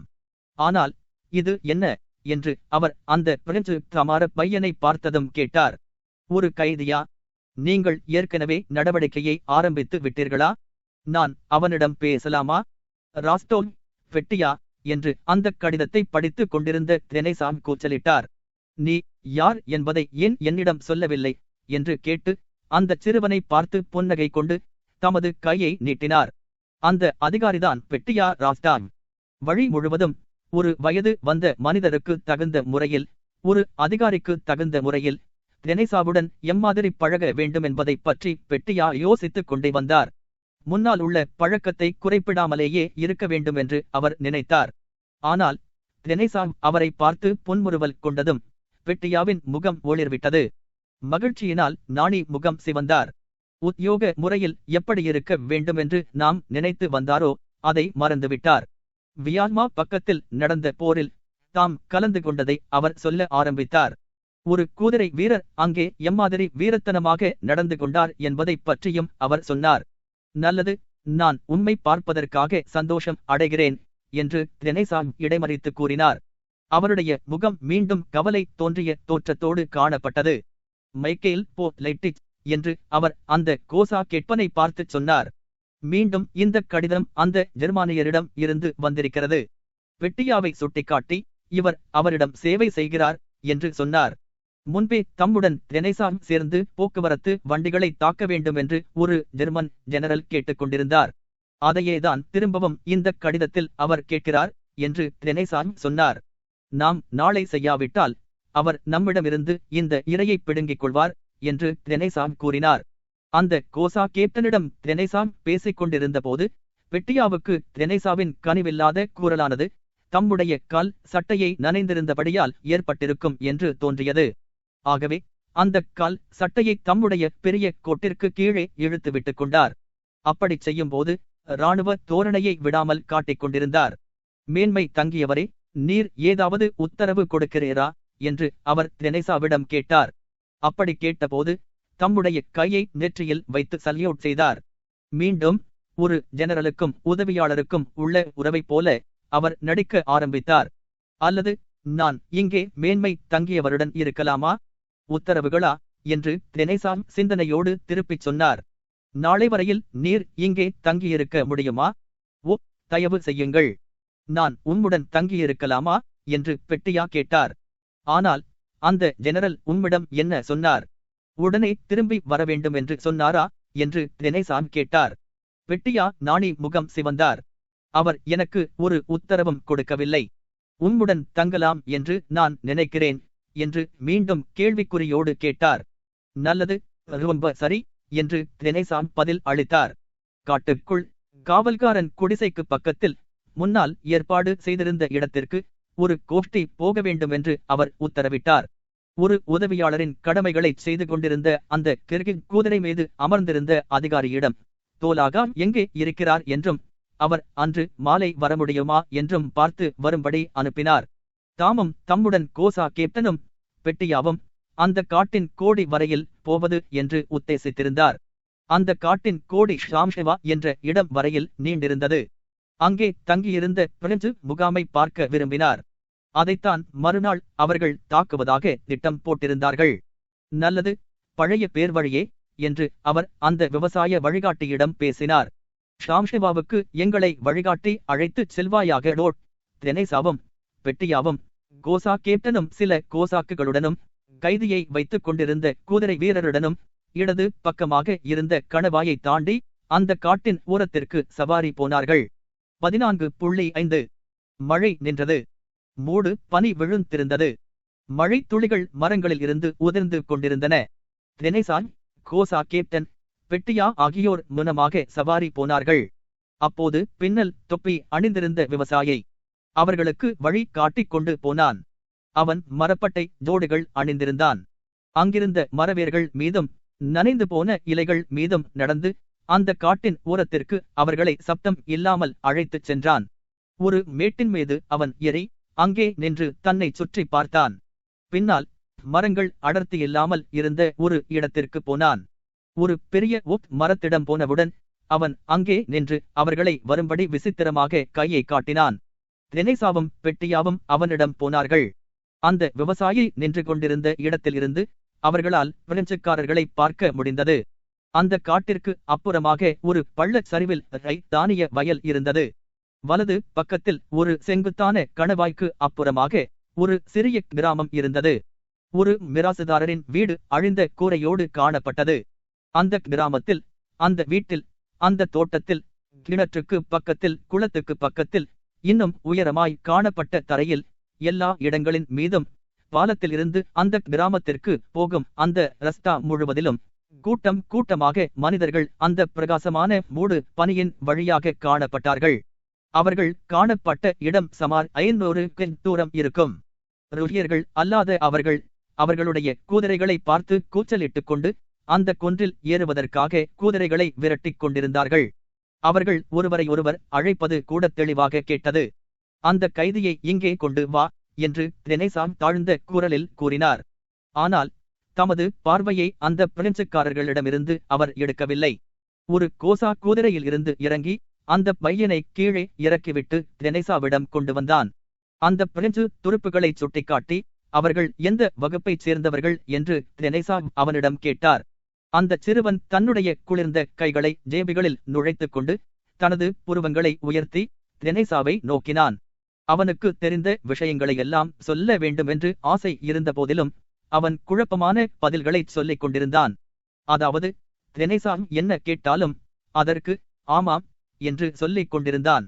ரெனேசா முகம் சுளித்து அவனிடமிருந்து திரும்பிக் கொண்டார். பின்னால் கோசாக்கின் கேப்டனை பார்த்து தம்முடைய யூகங்களைச் சொன்னார்.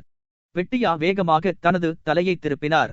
அந்த கமார பையனையும் ரெனேசாவையும் அந்த கோசா கேப்டனையும் அந்த கிராமத்திலும் அந்த ரஸ்தாக்களிலும் இருந்த பிரெஞ்சுக்காரர்களையும் பார்த்தார். முக்கியமான இதையும் பார்க்காமல் விட்டுவிடக் கூடாதே என்ற நினைப்பில் பார்த்தார். தோலாக வந்தாலும் சரி, வராவிட்டாலும் சரி, நாம் அவர்களை பிடிக்க வேண்டும் என்று ரெனேசா தமது கண்களில் மகிழ்ச்சி பிரகாசம் தோன்ற கூறினார். இந்த இடம் ரொம்ப பொருத்தமான இடம் என்று அந்த கோசா கேப்டன் கூறினார். அந்த சதுப்பு நிலத்திற்கு பக்கத்தில் உள்ள இடத்திற்கு நம்முடைய காலாட்படையை ரெனேசா மேலும் சொன்னார். அனுப்புவோம் என்று. அவர்கள் அந்த தோட்டத்திற்கு தவழ்ந்து போவார்கள். பின்னால் அங்கிருந்த கோசாக்குகளோடு நீங்கள் பறந்து போகலாம் என்று கிராமத்திற்கு அப்பால் இருந்த அந்த காட்டில் ஒரு இடத்தை சுட்டிக்காட்டினார். நானும் என்னுடைய குதிரைப்படை வீரர்களும் அங்கே வருகிறோம். ஒரு துப்பாக்கி வேட்டு போட்டதும் அந்த பள்ளத்தாக்கை கடக்க முடியாது. அங்கே ஒரு சதுப்பு நிலம் இருக்கிறது. குதிரைகள் அதில் அமிழ்ந்துவிடும். இடது பக்கமாக சுற்றி கொண்டு நாம் போக வேண்டும் என்று அந்த கோசா கேப்டன் சொன்னார். மெதுவான குரலில் அவர்கள் பேசிக் கொண்டிருந்த போது அந்த குளத்திற்கு பக்கத்தில் இருந்து பள்ளமான பூமியில் இருந்து ஒரு துப்பாக்கி சப்தம் கேட்டது. அதன் பின்னால் வெள்ளை புகை வெளியே தெரிந்தது. பின்னால் மற்றொரு துப்பாக்கி சப்தம் கேட்டது. நூற்றுக்கணக்கான மகிழ்ச்சியுள்ள பிரெஞ்சுக்காரர்களின் குரல்களும் அந்த பள்ளத்தாக்கில் இருந்து வந்தன. ஒரு வினாடி ரெனேசாவும் கோசா கேப்டனும் பின்வாங்கினார்கள். அவர்கள் அங்கே வெகு சமீபமாக இருந்ததால் தங்களை பார்த்தே அந்த சுடுதல்களும் கூச்சல்களும் ஏற்பட்டிருக்க வேண்டும் என்று நினைத்தார்கள். ஆனால் அவை அவர்களை பற்றியது அல்ல. அவர்களுக்கு சிறிது தூரத்தில் கீழே ஒரு சிவப்பு துணியை கட்டிக்கொண்டு ஒருவன் சதுப்பு நிலத்தில் ஓடுவதைக் கண்டார்கள். அந்த பிரெஞ்சுக்காரர்கள் அவனை பார்த்துதான் கூச்சலிட்டு சுட்டுக் கொண்டிருந்தார்கள் என்று தோன்றியது. என்ன, அவன் நமது டைக்கன் என்று கோசா கேப்டன் கூறினான். அவனேதான், அவனேதான், அந்த அயோக்கிய பயல் என்று ரெனேசா கூறினார். அவன் தப்பி ஓடிவிடுவான் என்று அந்த கோசா கேப்டன் தம்முடைய கண்களை இறுக்கி பார்த்து கொண்டு கூறினான். அவர்கள் டைக்கன் என்று அழைத்த அவன் அங்கிருந்த ஓடைக்கு ஓடிச் சென்று அதன் உள்ளே குதித்ததால் அந்த வேகத்தில் அதிலிருந்து தண்ணீர் மேலே சிதறியது. ஒரு நிமிஷம் அவனை காணவில்லை. பின்னால் அவன் உடம்பெல்லாம் நனைந்து குளத்தில் இருந்து வெளியே வந்து அங்கிருந்து ஓடினான். அவனை விரட்டிக் கொண்டிருந்த பிரெஞ்சுக்காரர்கள் மேலும் விரட்டாமல் நின்றுவிட்டார்கள். கெட்டிக்காரன் என்று அந்த கோசா கேப்டன் கூறினார். எப்பேற்பட்ட மிருகம் என்று ரெனேசா தம்முடைய பழைய எரிச்சலான தோற்றத்தோடு கூறினார். அவன் இதுவரை என்ன செய்து கொண்டிருந்தான்? அவன் யார் என்று பெட்டியா கேட்டார். அவன் நம்முடைய குறிதவராமல் சுடக்கூடிய சிப்பாய். அவனை ஒரு பிரெஞ்சுக்காரனை பிடித்து வரும்படி நான் அனுப்பினேன் லோட். ஓ ஆம் என்று பெட்டியா சொல்லி ரெனேசாவின் முதல் வார்த்தைகளை கேட்டதும் தலையை ஆட்டி தாம் எல்லாவற்றையும் அறிந்து கொண்டதைப் போல காட்டினார். ஆனால் உண்மையில் அவருக்கு அதைப் பற்றி ஒன்றுமே தெரியாது. தைக்கன் ஷெர்பாட்டி என்பவன் அவர்களுடைய கூட்டத்தில் மிகுந்த அத்தியாவசியமான ஒருவன். வாக்ரோவ்ஸ் என்ற இடத்தைச் சேர்ந்த ஒரு விவசாயி. அந்த ஊர் காட் என்ற நதிக்கு பக்கத்தில் இருந்தது. அவருடைய வேலைகளை ஆரம்பித்த காலத்தில் வாக்ரோவ்ஸ் என்ற ஊருக்கு ரெனேசா வந்தார். வழக்கம் போல அந்த ஊரைச் சேர்ந்த கிராமத் தலைவனை அழைத்தார். பிரெஞ்சுக்காரர்களைப் பற்றி அவனுக்கு என்ன தெரியும் என்று கேட்டார். அவன் எல்லா கிராமத் தலைவர்களும் சொல்லுகிற பதிலைப் போல தன்னை காப்பாற்றிக் கொள்ள தான் பிரெஞ்சுக்காரர்களை பார்க்கவோ கேட்கவோ இல்லை என்று சொன்னான். ரெனேசாம் தம்முடைய உத்தேசத்தைப் பற்றி அவனிடம் சொன்னான். அதாவது பிரெஞ்சுக்காரர்களை கொல்வதே தமது நோக்கம் என்றும் அந்த பிரெஞ்சுக்காரர்கள் வழி தவறி அங்கே வரவில்லையா என்றும் கேட்டார். அச்சமயம் அந்த கிராமத் தலைவனும் கொள்ளைக்காரர்கள் அந்த கிராமத்திற்கு வந்ததாகச் சொன்னான். ஆனால் தைக்கன் என்பவன் இந்த விஷயத்தை கவனித்து வருகிறான் என்றும் சொன்னான். ரெனேசாம் அவனை அழைத்து வரும்படி சொன்னார். அவனிடம் அவனுடைய செய்கைகளுக்காக அவனை புகழ்ந்து அந்த கிராமத் தலைவர்களின் முன்னிலையில் ஜார் சக்கரவர்த்தியிடம் அவனுக்குள் விசுவாசத்தையும் நாட்டினிடம் உள்ள விசுவாசத்தையும் பாராட்டினார். தந்தை நாட்டில் உள்ள மக்கள் எல்லோரும் பிரெஞ்சுக்காரர்கள் மீது துவேஷம் கொள்ள வேண்டும் என்று சொன்னார். நாங்கள் பிரெஞ்சுக்காரர்களுக்கு எவ்விதமான தீங்கும் செய்வதில்லை என்று ரெனேசாவின் வார்த்தைகளை கேட்டு பீதி அடைந்து தைக்கன் சொன்னான். நாங்கள் அவர்களிடம் தமாஷ் செய்து கொண்டுதான் இருந்தோம். உமக்கே தெரியும், நாங்கள் அந்த கொள்ளைக்காரர்களில் சுமார் 20 பேர்களை கொன்றிருப்போம். அதைத் தவிர எவ்விதமான கெடுதலும் நாங்கள் செய்யவில்லை. வாக்ரோவ்ஸ் என்ற ஊரை விட்டு மறுநாள் ரெனேசாம் புறப்பட்டபோது அந்த விவசாயியை மறந்தே போனார்.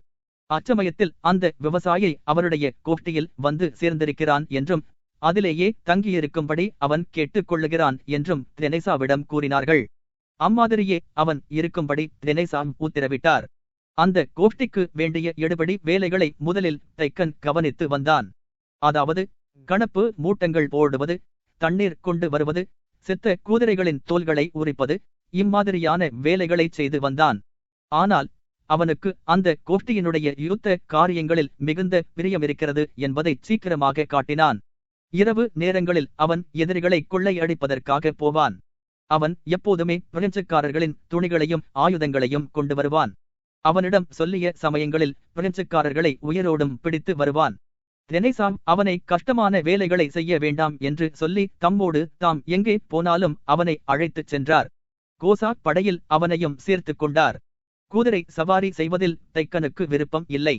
அவன் எப்பொழுதும் கால் நடையில்தான் போவான். அதிலும் அவன் குதிரைகளுக்கு பின்தங்கியது இல்லை. அவன் ஒரு துப்பாக்கியை தமாஷுக்காக கையில் வைத்துக் கொள்வான். ஒரு வேல் கம்பையும் ஒரு கோடரியையும் வைத்திருப்பான். ஓநாய்கள் தங்களுடைய பற்களை எம்மாதிரி உபயோகப்படுத்துமோ அதே மாதிரி லாவகமாக கனமான எலும்புகளை முறிக்கவோ அல்லது ஒரு ஈயை கொல்லவோ அந்த கோடரியை அவன் உபயோகிக்க முடியும். ஒரு கைநீள தூரத்திற்கு அப்புறம் உள்ள கட்டைகளை கூட அவன் ரொம்ப குறிப்பாக பிளந்து தள்ளுவான். அல்லது சிறிய கரண்டிகளை அந்த கோடரியின் நுனியினால் செய்து காட்டுவான். ரெனேசாவின் கோஷ்டியில் அவன் அலாதியான முக்கியமான பதவியில் இருந்தான். அதாவது கஷ்டமான ஆபாசமான வேலைகளை செய்ய வேண்டி வந்தால், சேரில் இருந்து ஒரு வண்டியை தோள் கொடுத்து தள்ள வேண்டியிருந்தால், அல்லது சதுப்பு நிலைத்திலிருந்து குதிரையை அதன் வாலினால் பற்றி இழுக்க வேண்டியிருந்தால், அல்லது செத்த குதிரையின் தோலை உரிப்பதாய் இருந்தால், அல்லது பிரெஞ்சுக்காரர்களிடம் போய் வர வேண்டியிருந்தால், அவன் ஒரு நாளைக்கு 30 மைல் தூரம் நடக்க வேண்டியிருந்தால், அந்த மாதிரி வேலைகளை செய்ய வேண்டியிருக்கும் போதெல்லாம் ஒவ்வொருவரும் தைக்கனை சுட்டிக்காட்டிச் சிரிப்பார்கள். அது அந்த பிசாசுக்கு கஷ்டமாக இருக்காது. அவன் ஒரு குதிரையைப் போல பலம் கொண்டவனாய் இருக்கிறான் என்று அவனை பற்றி சொல்லுவார்கள். ஒரு தடவை ஒரு பிரெஞ்சுக்காரனை பிடிப்பதற்காக போனபோது அவனிடம் உள்ள கைத்துப்பாக்கியால் தைக்கனை முதுகிலிருந்த சதை பாகத்தில் அவன் சுட்டான். அந்த காயத்தை குணப்படுத்த உள்ளுக்கும் வெளியிலும் வாட்கா மதுவை தைக்கன் உபயோகித்தான். அந்த படைப்பிரிவு முழுவதும் அந்த காயத்தை பற்றியே அவனிடம் தமாஷ் செய்து கொண்டிருக்கும். அந்த தமாஷில் தைக்கனும் கலந்து கொள்ளுவான். தோழனே, இனி அப்படிச் செய்ய மாட்டாயே? உனக்கு நல்ல சூடு கிடைத்ததா என்று கோசாக்குகள் அவனை பார்த்து கேலி செய்வார்கள். நான் மிகுந்த கோபமாக இருக்கிறதைப் போல பாசாங்கு செய்து பிரெஞ்சுக்காரர்கள் மீது தமாஷாக சாபங்கள் இடுவான். அச்சமயம் வேண்டுமென்றே அவன் உடலை வளைத்து முகத்தை சுளிப்பான். இந்த சம்பவம் நடந்ததற்கு பின்னால் அவனுக்கு கோபம் ஏற்பட்டதன் பலனாக அவன் கைதிகளை பிடித்து வருவது அபூர்வமாயிற்று. அந்த கோஷ்டியில் அவன்தான் மிகுந்த தைரியமாகவும் உபயோக முள்ளவனாகவும் இருந்தான். எதிரிகளை தாக்குவதற்காக அவனுக்கு தோன்றியதைப் போல அதிகமான சந்தர்ப்பங்கள் வேறு யாருக்கும் தோன்றியதில்லை. அல்லது அவன் கைது செய்தரோ கொன்றோ உள்ள பிரெஞ்சுக்காரர்களின் தொகை அளவு வேறு யாரும் செய்ததில்லை. ஆகவே அவனை கோசாக்குகள் எல்லாரும், குதிரை வீரர்கள் எல்லாரும் ஒரு கோமாளியாக ஆக்கினார்கள். அவன் அந்த பாத்திரத்தை சந்தோஷத்தோடு ஒப்புக்கொண்டான். இப்போது தெரேசா அவனை ஷாம்ஷெவா என்ற இடத்திற்கு ஒரு இரவில் அனுப்பி ஒரு பிரெஞ்சுக்காரனை பிடித்து வரும்படி சொன்னார். ஒரே ஒரு பிரெஞ்சுக்காரனை மட்டும் பிடித்து வர அவன் திருத்தி கொள்ளாமல் இருந்தானா, அல்லது இரவெல்லாம் நன்றாக தூங்கிவிட்டு காலையில்தான் அந்த பிரெஞ்சுக்காரர்களுக்கு பக்கத்தில் உள்ள புதர்களில் நுழைந்தானா என்பது அவர்களுக்கு தெரியவில்லை. அந்த இடத்தில்தான் அவனை தெரேசா மேலே இருந்து கண்டுபிடித்தார். 14.6 கோசா கேப்டனுடன் மறுநாளைய தாக்குதலை பற்றி சிறிது நேரம் பேசிக் கொண்டிருந்தார். பிரெஞ்சுக்காரர்கள் வெகு சமீபமாக இருந்ததை பார்த்ததும் அந்த தாக்குதலை செய் வேண்டுமென்று நிச்சயமாக தீர்மானம் செய்துவிட்டு தமது குதிரையை திரும்பி போனார். தெரேசா, இப்பொழுது எனது வாலிபரே, நாம் போய் உலர்ந்த உடைகளை கட்டிக்கொள்ளுவோம் என்று பெட்டியாவிடம் அவர் சொன்னார். காவல் வீட்டை நெருங்கியதும் தெரேசா குதிரையை நிறுத்தி அந்த காட்டிற்குள்ளாக பார்த்தார். அந்த மரங்களுக்கு இடையே நீளமான கால்களுடனும் நீளமான கைகளுடனும் ஒரு குட்டையான சட்டை தரித்து மரப்படை தோடுகளும் காஜான் தொப்பியும் தரித்து ஒரு மனிதன் அவர்களை பார்த்து வந்து கொண்டிருந்தான். அவனுடைய தோளில் ஒரு துப்பாக்கி தொங்கிக் கொண்டிருந்தது. அவனுடைய இடுப்பு பெலுடில் ஒரு கைகோடரி செருகி வைக்கப்பட்டிருந்து. அவன் தெரேசாவை பார்த்ததும் வேகமாக எதையோ புதரில் எறிந்தான். நனைந்து போயிருந்த அவனுடைய தொப்பியை கழற்றிவிட்டு அவனுடைய கமாண்டரிடம் நெருங்கி வந்தான். அவன்தான் தைக்கன். அவனுடைய சுருக்கம் விழுந்த தழும்புகள் கொண்ட முகமும் இடுங்கிய கண்களும் மகிழ்ச்சியான தோற்றத்தை காட்டிக்கொண்டு இருந்தன. தனது தலையை உயரமாக நிமிர்த்தி ஒரு சிரிப்பை அடக்குவது போல தெரேசாவை பார்த்தான். நல்லது, நீ எங்கே மறைந்து போனாய் என்று தெரேசா கேட்டார். நான் எங்கே மறைந்து போனேனா?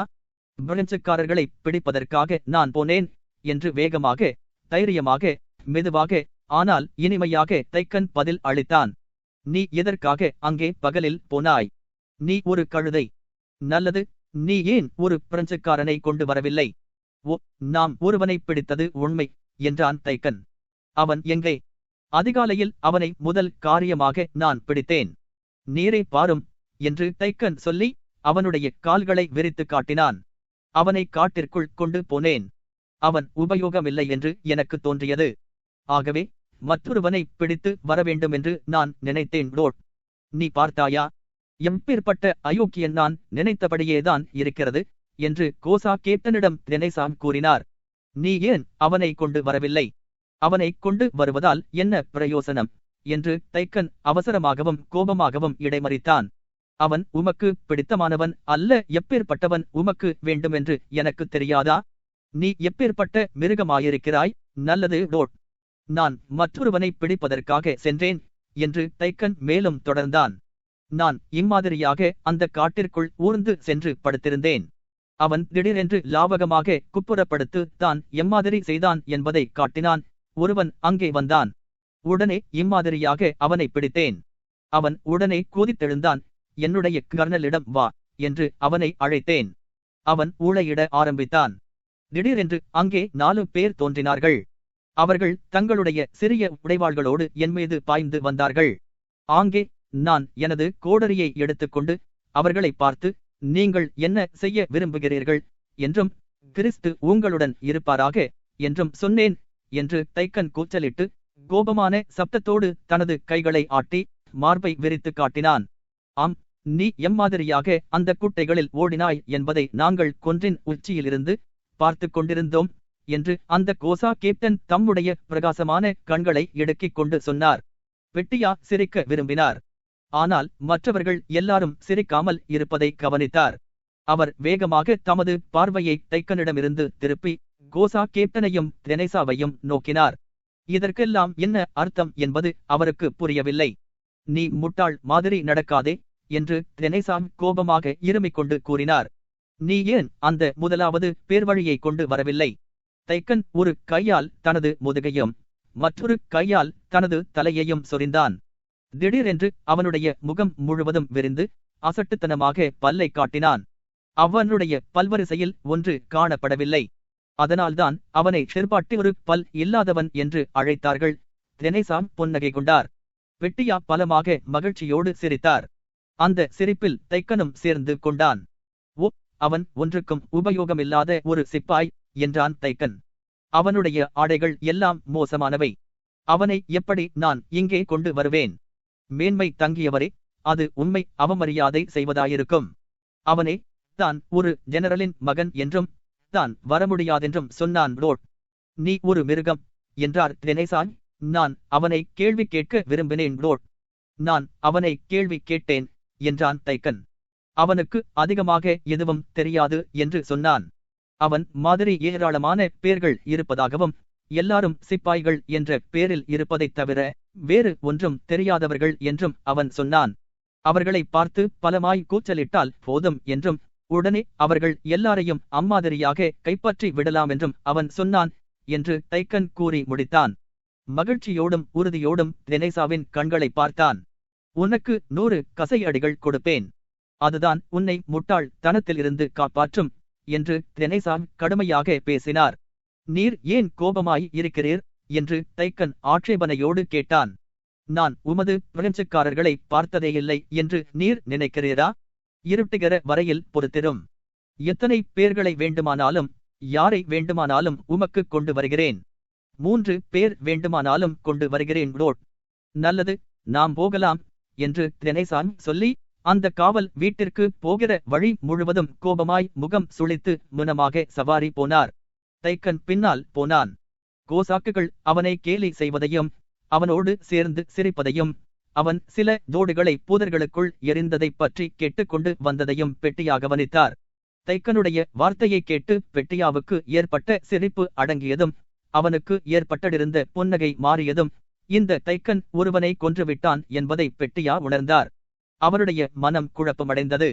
அவர் அங்கே கைதியாயிருந்த தமார பையன் திரும்பி பார்த்ததும் அவருடைய உள்ளத்தில் ஏதோ ஒரு வலி ஏற்பட்டது. ஆனால் இந்த மனக்குழப்பம் ஒரு வினாடிதான் நீடித்திருந்தது. அவர் தம்முடைய தலையை நிமிர்த்தி வைத்துக்கொண்டு தாம் தைரியமாக இருக்க வேண்டிய அவசியத்தை உணர்ந்தார். அந்த கோசா கேப்டனை மறுநாளன்று நடக்கப் போகும் நடவடிக்கைகளை பற்றி கேட்க வேண்டியது அவசியம் என்றும் தாம் சேர்ந்திருக்கும் கோஷ்டியின் தகுதிக்கு தக்கபடி தாம் இருக்க வேண்டியது அவசியமென்றும் அவர் நினைத்தார். விசாரித்து வருவதற்காக தெரேசா அனுப்பிய அந்த அதிகாரி வழியிலேயே தெரேசாவை சந்தித்தார். தோலாகா சீக்கிரமாக திரும்பி வருவார் என்றும் அவர் சுக்கியமாய் இருக்கிறார் என்றும் அந்த அதிகாரி சொன்னார். தெரேசா உடனே மகிழ்ச்சி கொண்டார். பெட்டியாவை தம்மிடம் அழைத்து, நல்லது, உன்னை பற்றி எனக்குச் சொல்லு என்று கூறினார். 14.7 தம்முடைய வீட்டுக்காரர்கள் மாஸ்கோவில் இருந்து புறப்பட்ட பின்பு மீண்டும் தம்முடைய பட்டாளத்தில் சேர்ந்து கொண்டார். ஒரு பெரிய கொரில்லா படை பிரிவை சேனாதிபத்தியம் பண்ணி வந்த ஜெனரலிடம் உதவியாளராக அமர்ந்தார். அவர் அந்த வேலையில் சேர்ந்தது முதல், முக்கியமாக வியட்நாம் போரில் அவர் கலந்து கொண்டது முதல் தாம் வளர்ந்து விட்டதை அறிந்து அவர் எப்போதும் உற்சாகமாய் இருந்தார். உண்மையில் வீரத்தனமாக செய்யக்கூடிய எதையும் நழுவ விட்டு விடக்கூடாது என்று நிரந்தரமாக உற்சாகமும் அவசரமும் கொண்டிருந்தார். இராணுவத்தில் அவர் பெற்ற அனுபவத்தையும் அவர் கண்டவைகளையும் பார்த்த பின்பு அவருடைய மகிழ்ச்சி மிக அதிகமாக உயர்ந்தது. ஆனால் அதே சமயத்தில் உண்மையான வீரச் செயல்கள் அவர் எந்த இடத்தில் இல்லையோ அதே இடத்தில் தான் நடப்பதாக அவருக்கு எப்போதும் தோன்றி வந்தது. ஆகவே தாம் இல்லாத இடம் என்று ஒன்று இருக்கக்கூடாது என்பதற்காக எப்போதும் அவசரப்பட்டு கொண்டேயிருந்தார். அக்டோபர் 21 தேதியன்று தெரேசாவின் படைப்பிரிவுக்கு ஒருவரை அனுப்ப வேண்டும் என்று அவருடைய ஜெனரல் சொன்னார். தம்மை அனுப்பும்படி ஜெனரலால் அதை மறுக்க முடியவில்லை. அவரை அனுப்பும் போது வியட்நாம் போரில் பெட்டியா எவ்வளவு பைத்தியக்காரத்தனமாய் நடந்தார் என்பதை அவருக்கு ஞாபகமூட்டினார். ரஸ்டா வழியாக அவர் போவேண்டிய இடத்திற்கு போக வேண்டும் என்று அவர் சொன்னார். ஆனால் அவரோ பிரெஞ்சு துருப்புகள் குண்டு மழை பொழிந்து கொண்டிருந்த முன்னணிக்கு குதிரை மீது சென்றார். அந்த இடத்தில் தம்முடைய கைத்துப்பாக்கியை அவர் 2 தடவைகள் உபயோகித்தார். ஆகவே தெரேசா என்ன செய்தாலும் அவருடைய போராட்டத்தில் பெட்டியா கலந்து கொள்ளக்கூடாது என்று அந்த ஜெனரல் இப்பொழுது தெளிவாக சொல்லி அனுப்பினார். அதனால்தான் அவர் அங்கே தங்கலாமா என்று தெரேசா அவரை கேட்டதும் பெட்டியா குழப்பமடைந்து நாணி முகம் சிவந்தார். அந்த காட்டிற்கு வெளியே போவதற்கு முன்பாக அவன் தமக்கு கொடுத்திருக்கும் உத்தரவுகளை கண்டிப்பாக பின்பற்றி உடனே திரும்ப வேண்டும் என்று நினைத்தார். ஆனால் பிரெஞ்சுக்காரர்களையும் டைக்கனையும் அவர் பார்த்ததும் அன்று இரவு எப்படியாவது ஒரு தாக்குதல் இருக்கும் என்பதை அவர் அறிந்ததும் ஒரு தீர்மானத்திற்கு வந்தார். அதாவது வாலிபர்கள் எப்படி வேகமாக தங்களுடைய அபிப்பிராயங்களை மாற்றிக்கொள்வார்களோ அதேபோல அவரும் மாற்றிக்கொண்டார். அவருடைய ஜெனரலை மிகுதியாக இதுவரை மதித்து இருந்தார். அந்த ஜெனரல் இப்போது ஒரு உபயோகமற்ற ஜெர்மானியர் என்றும் தெரேசாவும் கோசா கேப்டனும் தைக்கனும் தான் உண்மையான வீரர்கள் என்றும் அவர் நினைத்தார். ஆகவே அந்த மாதிரி கஷ்டமான சந்தர்ப்பத்தில் அவர்களை விட்டு போவது ஒரு வெட்கக்கேடான காரியமாய் இருக்குமென்று அவருக்கு தோன்றியது. தெரேசாவும் பெட்டியாவும் கோசா கேப்டனும் காவல் வீட்டிற்கு வரும்போது அந்தி நேரம் வந்துவிட்டது. அந்தி மயங்கும் அந்த வெளிச்சத்தில் சேணமிடப்பட்ட குதிரைகளை பார்க்க முடிந்தது. கோசாக்குகளும் குதிரைப்படை வீரர்களும் அந்த இடைவெளியில் அவர்கள் அமைத்த விடுதிகளில் அமர்ந்து அங்கிருந்த காட்டினுடைய பள்ளத்தாக்கில் நெருப்பு மூட்டங்கள் போட்டுக் கொண்டிருந்ததை கண்டார்கள். அந்த நெருப்பிலிருந்து வரும் புகையை பிரெஞ்சுக்காரர்களால் பார்க்க முடியாது.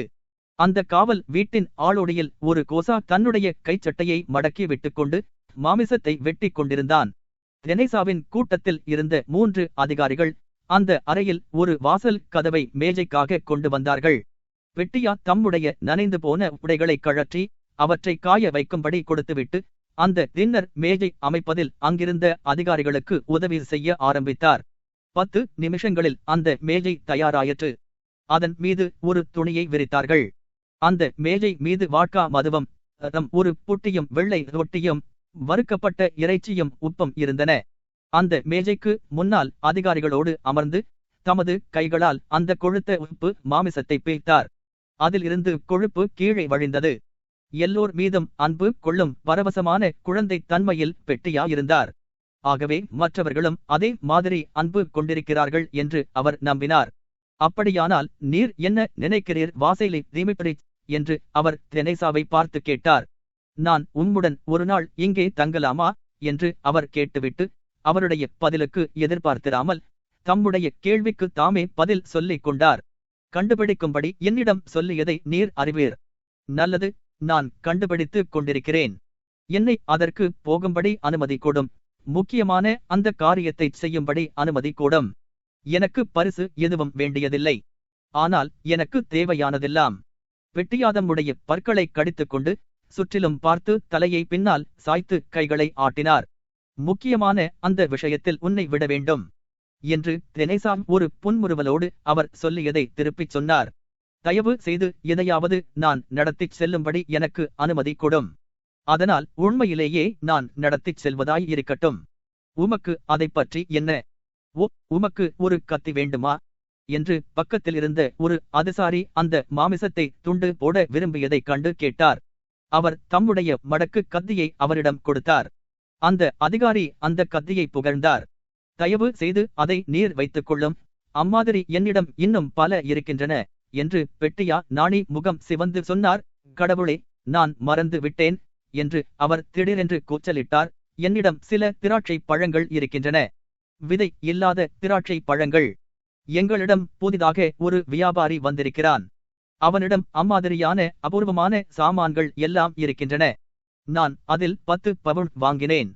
அம்மாதிரி இனிப்பான சாமான்களை சாப்பிடுவது எனக்கு வழக்கம். நீர் கொஞ்சம் சாப்பிடுகிறீரா என்று பெட்டியா சொல்லிவிட்டு அந்த ஆளோடியில் ஓடி அவருடைய கோசாக்கிடம் சென்று சில பைகளை கொண்டு வந்தார். அவற்றில் சுமார் 5 பவுண்ட் திராட்சை பழங்கள் இருந்தன. கொஞ்சம் சாப்பிடுங்கள் கனவான்களே, கொஞ்சம் சாப்பிடுங்கள். உமக்கு ஒரு காபி ஜாடி வேண்டுமல்லவா என்று அவர் கோசா கேப்டனை கேட்டார். மிகுந்த நல்ல சரக்காக என்னுடைய வியாபாரியிடம் வந்தது. நான் விலைக்கு வாங்கினேன். அவனிடம் அம்மாதிரி அபூர்வமான சாமான்கள் எல்லாம் இருக்கின்றன. அவன் ரொம்ப நாணயமானவன். அதுதான் அவனிடத்தில் முக்கியமான விஷயம். 4 உமக்கு நிச்சயமாக அனுப்புகிறேன். ஒருவேளை உமக்கு சக்கிமுக்கி கற்கள் வேண்டியிருக்கலாம். உம்முடைய கற்கள் கெட்டுப் போய்விட்டன. சில வேளைகளில் அம்மாதிரி ஏற்படுவதுண்டு. என்னிடம் சில இருக்கின்றன. 100 கற்கள் இதோ இருக்கின்றன.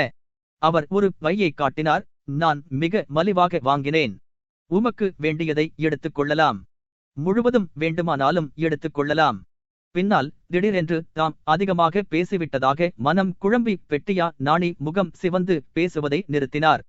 தாம் அறிவினமாக எதையாவது செய்து விட்டோமா என்பதை யோசித்து பார்த்தார்.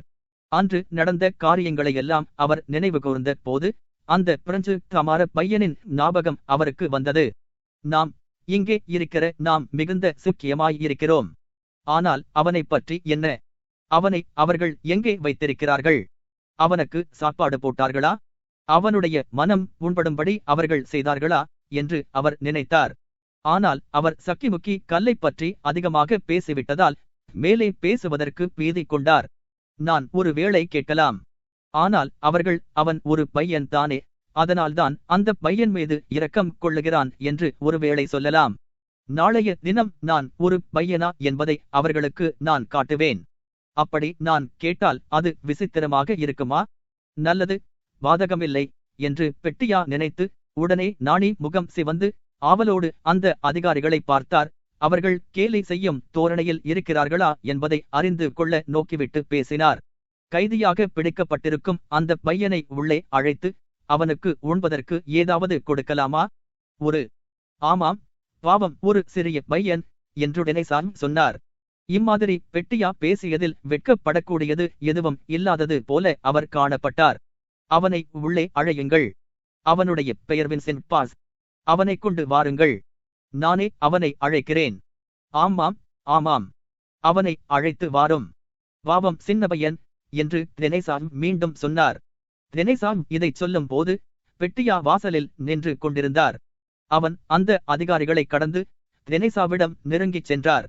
அவர் சொன்னார், எனது அருமையான பழைய நண்பரே, நாம் உம்மை முத்தமிட்டுக் கொள்கிறோன். ஓ, எவ்வளவு சிறந்தவர், எவ்வளவு சிலாக்கியமானவர். தினேசாயை முத்தமிட்டுவிட்டு அந்த குடிசையிலிருந்து பெட்டியா வெளியே ஓடினார். பாஸ், வின்சென்ட் என்று வெளிக்கதவுக்கு பக்கத்தில் நின்று கொண்டு பெட்டியா கூச்சலிட்டார். உமக்கு யார் வேண்டும் ஐயா என்ற ஒரு குரல் இருட்டில் கேட்டது. தமக்கு அன்று கைதியான அந்த பிரெஞ்சு சிறுவன் வேண்டுமென்று பெட்டியா பதில் சொன்னார். ஆ, விசனியா என்று ஒரு கோசா கேட்டான். அந்த பையன் பெயர் வின்சென்ட். அதை அந்த கோசாக்குகள் விசனி என்று இதற்குள்ளாக மாற்றிவிட்டார்கள். விசனியில் இருந்து விசனியா என்று விவசாயிகளும் சிப்பாய்களும் அந்த பெயரை மாற்றினார்கள். இந்த இரண்டு மாறுதல்களிலும் துளிர் காலத்தை குறிப்பிடும் விஸ்னா என்ற வார்த்தை இருப்பதானது அந்த வாலிபனுடைய தோற்றத்திற்கு பொருத்தமாய் இருந்தது. அவன் அங்கே கணப்பு மூட்டத்தில் குளிர் காய்ந்து கொண்டிருக்கிறான். விசனியா, விசனியா, விசனை என்று கூப்பிடுகிற குரல்களும் சிரிப்பு சப்தங்களும் இருட்டில் கேட்டன.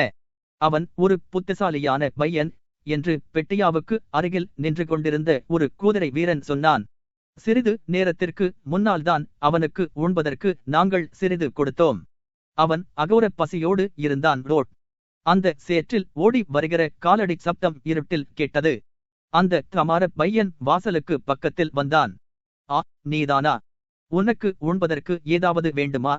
நீ ஒன்றும் பயப்பட வேண்டாம், உன்னை அவர்கள் ஒன்றும் வருத்த மாட்டார்கள் என்று பெட்டியா சங்கோதரத்தோடு கூறி அன்புடன் அந்த பையனின் கரத்தை தொட்டார். உள்ளே வா, உள்ளே வா ரோட்.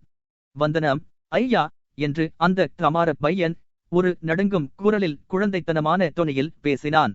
அவன் தன்னுடைய அழுக்கடைந்த பாதத்தை வாசலில் தேய்த்துக் கொண்டிருந்தன. அந்த தமார பையனிடம் அநேக விஷயங்களை சொல்ல வேண்டுமென்று பெட்டியா விரும்பினார். ஆனால் அம்மாதிரி சொல்வதற்கு அவருக்கு துணிவு ஏற்படவில்லை. அந்த ஆளோடியில் சஞ்சல மனதோடு அவனுக்கு பக்கத்தில் பெட்டியா நின்று கொண்டிருந்தார். அந்த இருட்டில் அந்த பையனின் கையை பற்றி அழுத்தினார். உள்ளே வா, உள்ளே வா என்று அவர் மெதுவான குரலில் சொன்னார். அவனுக்கு என்ன செய்ய முடியும் என்று அவர் நினைத்தார். டோர் கதவை திறந்த அந்த பையன் முதலாவதாக உள்ளே போகும்படி விட்டார். அந்த பையன் குடிசைக்குள் நுழைந்ததும் பெட்டியா அவனிடமிருந்து சிறிது தூரத்தில் அமர்ந்தார். அவனிடம் சிரத்தை காட்டுவது தம்முடைய மதிப்புக்கு குறைவானது என்று கருதினார்.